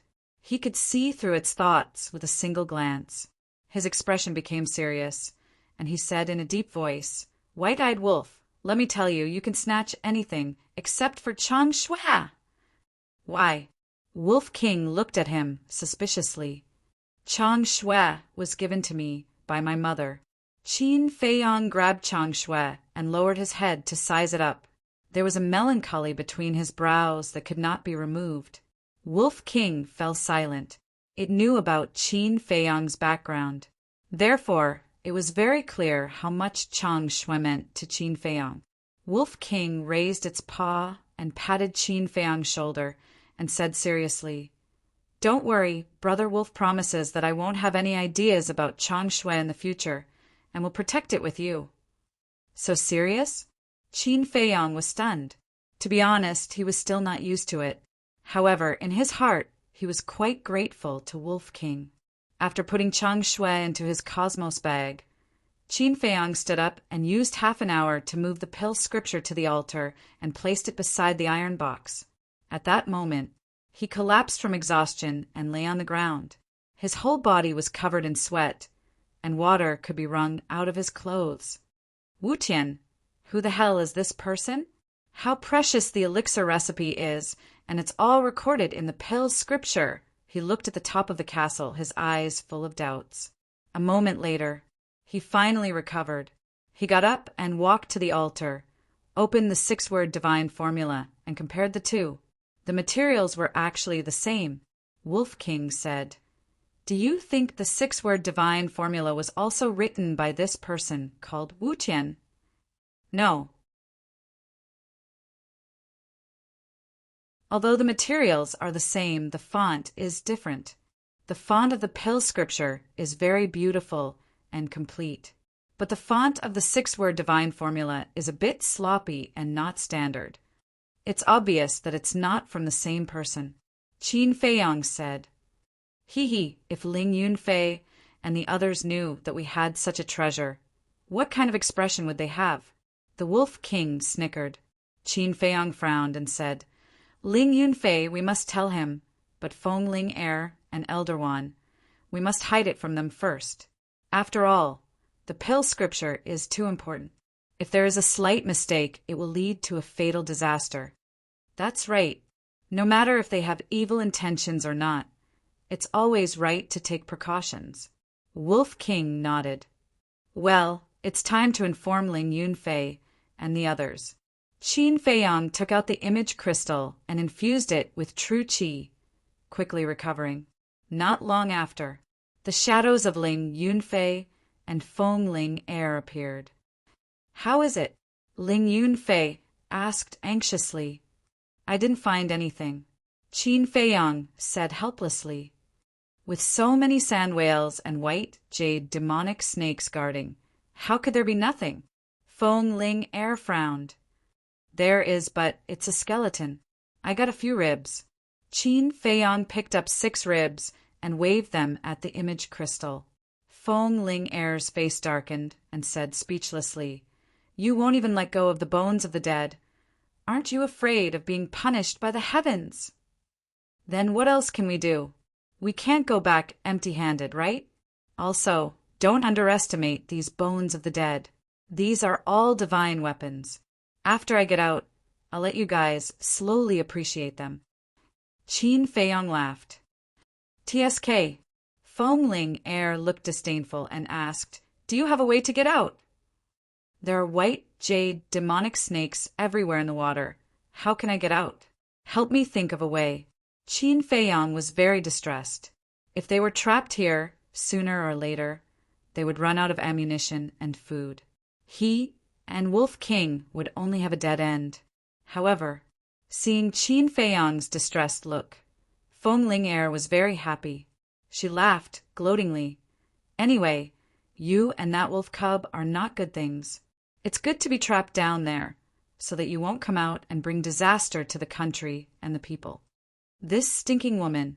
Wolf King was burning with anger and roared, Little Qin Zi, when we get out, find a chance to force her down and give birth to a nest of little Qin Zi. Let's see how she can be so awesome in the future. A nest? Qin Feiyang's face darkened, and he directly gave it a slap on the head and said angrily, Do you think I'm a pig? A nest? If you don't know how to speak, don't say it. Feng Ling Heir frowned and said unkindly, Are you two talking bad about me? Who dares to talk bad about you, a tigress?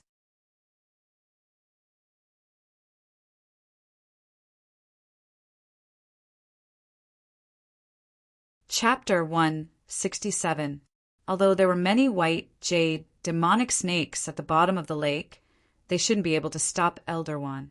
However, the premise was that Elder Wan could enter the valley. Okay, don't worry. We'll go find him right away. Ling Yunfei responded, turned off the image crystal, and ran toward the entrance of the valley with Feng Ling Heir.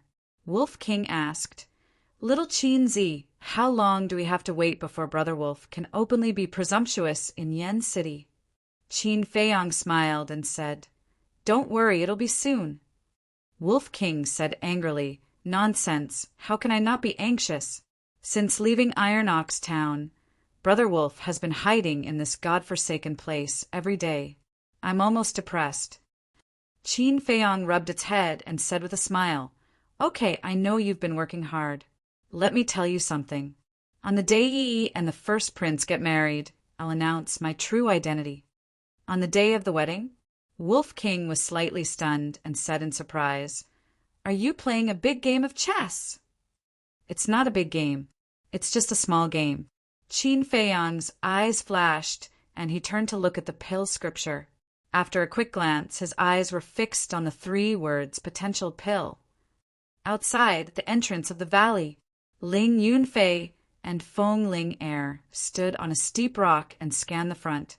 As far as the eye could see, other than the group of sand whales, there was nothing else. Ling Yunfei said, All the sand whales that were chasing Elder One have returned. He should be hiding somewhere to recuperate now. Grandpa Wan, where are you? Feng Ling Heir shouted into the void. Elder Wan, answer us if you hear us. Ling Yunfei also shouted. His voice was loud and reverberated in all directions. Whoosh! Soon, a figure of light broke through the air. It was Elder.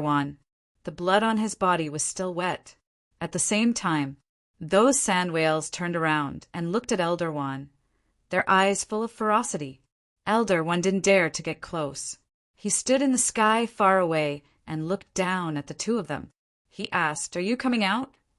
Ling Yunfei shook his head and said, "There's no way out yet, because Jiang Haoyan is trapped at the bottom of the lake by the white jade demonic snake. Elder, quickly come in and help him." Trapped at the bottom of the lake? Elder frowned. He glanced at the group of ferocious sand whales and said helplessly, "They are blocking the entrance. How can I get in?" Fongling Air said, "Grandpa please condescend for a moment." "Kneel?" Elder asked. Ling Yunfei nodded. "This," Elder hesitated.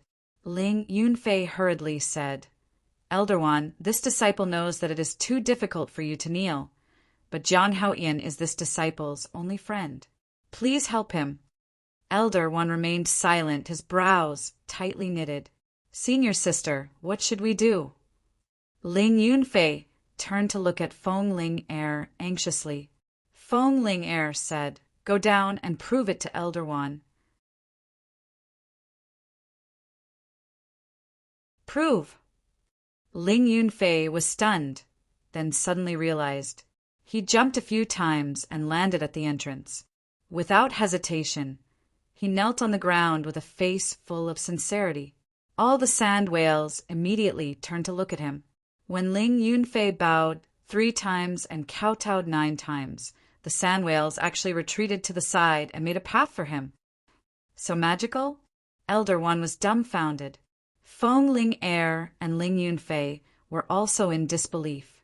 Then, Ling Yunfei stood up and carefully took a step forward. The sand whale next to him was motionless. Seeing this, Ling Yunfei let out a long breath and walked out step by step. The sand whales just looked at him and didn't hurt him. After walking out, he looked up at Elder and said with a smile, "Elder, did you see? This is the only way to get in and out of the valley." Whoosh! Elder landed next to Ling Yunfei and looked at the sand whales. Roar! However, as soon as he landed, a group of sand whales rushed toward him with a murderous aura.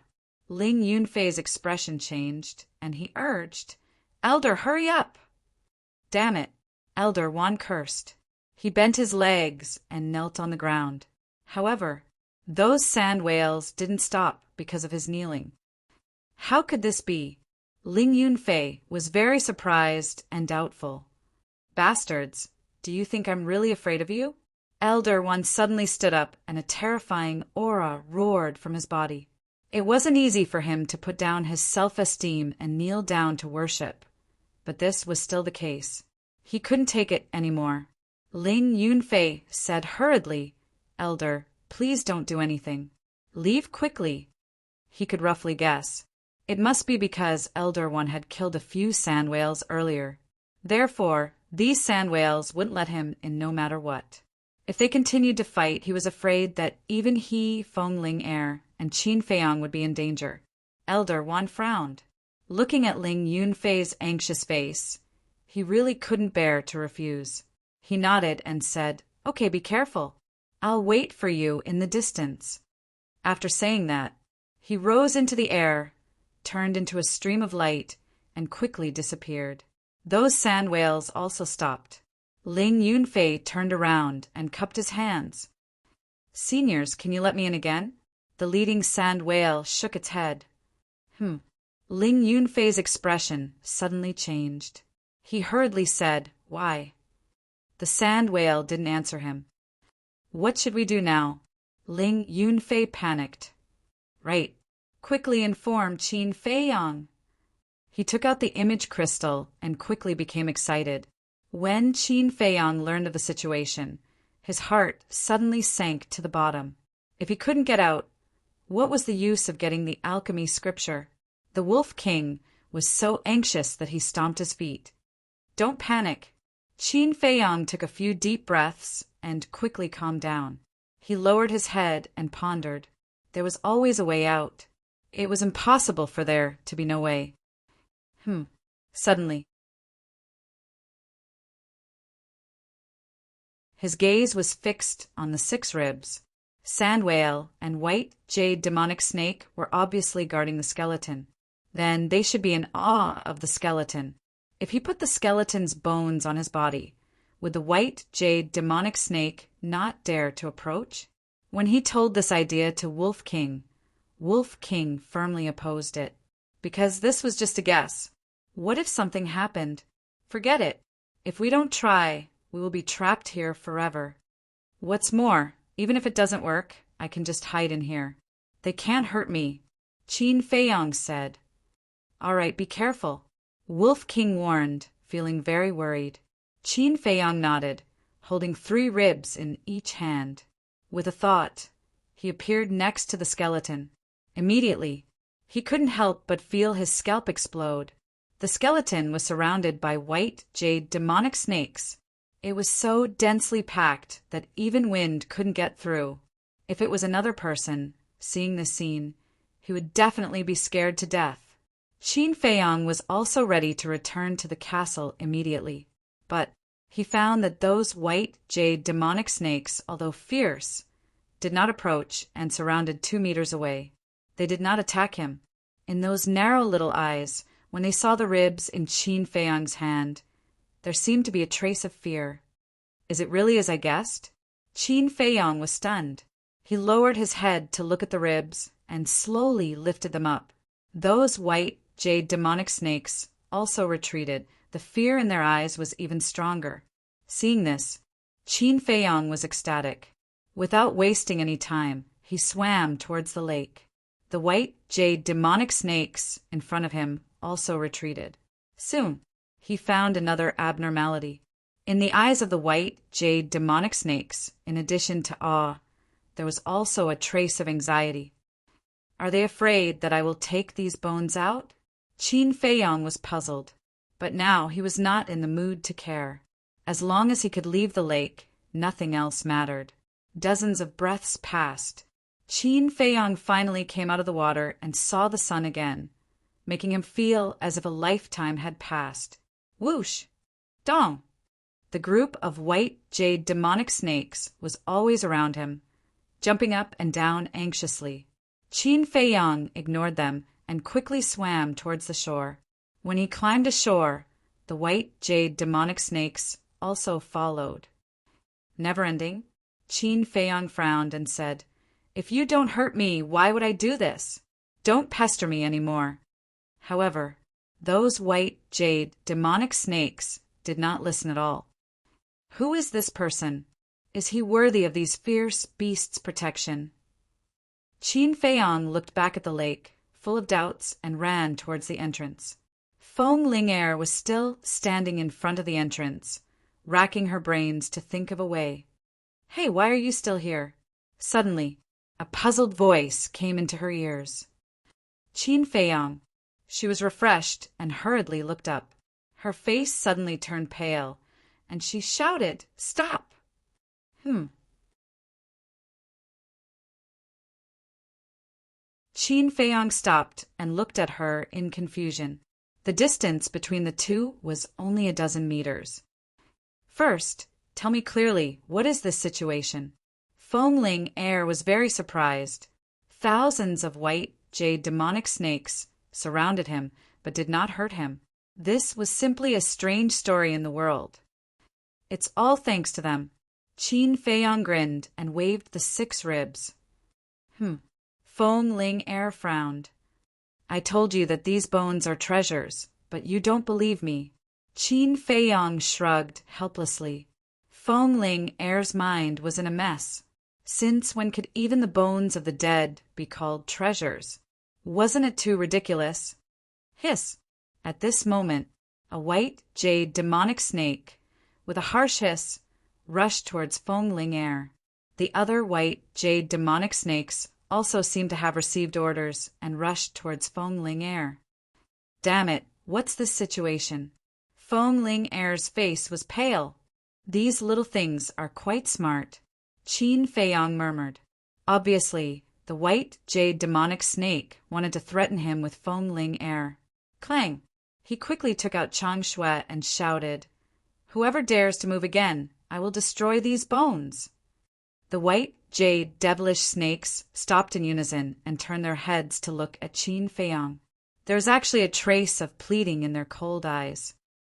"Get out of the way," Qin Feiyang shouted coldly. Now, he certainly could not give the 6 ribs to them. Otherwise, he and Feng Ling Air would be finished. However, the white jade demonic snakes did not get out of the way, as if they were in a stalemate with him. Roar! A sand whale suddenly let out a furious roar. The white jade demonic snakes finally got out of the way. Qin Feiyang hurried over and joined Feng Ling Air. Feng Linger said in surprise, "Scoundrel brat, what the hell is this dead person's bone in your hand? Let's go out first. You're tuning in to the Thunder Spear YouTube channel. Don't forget to subscribe and join us on this journey to catch the most captivating stories.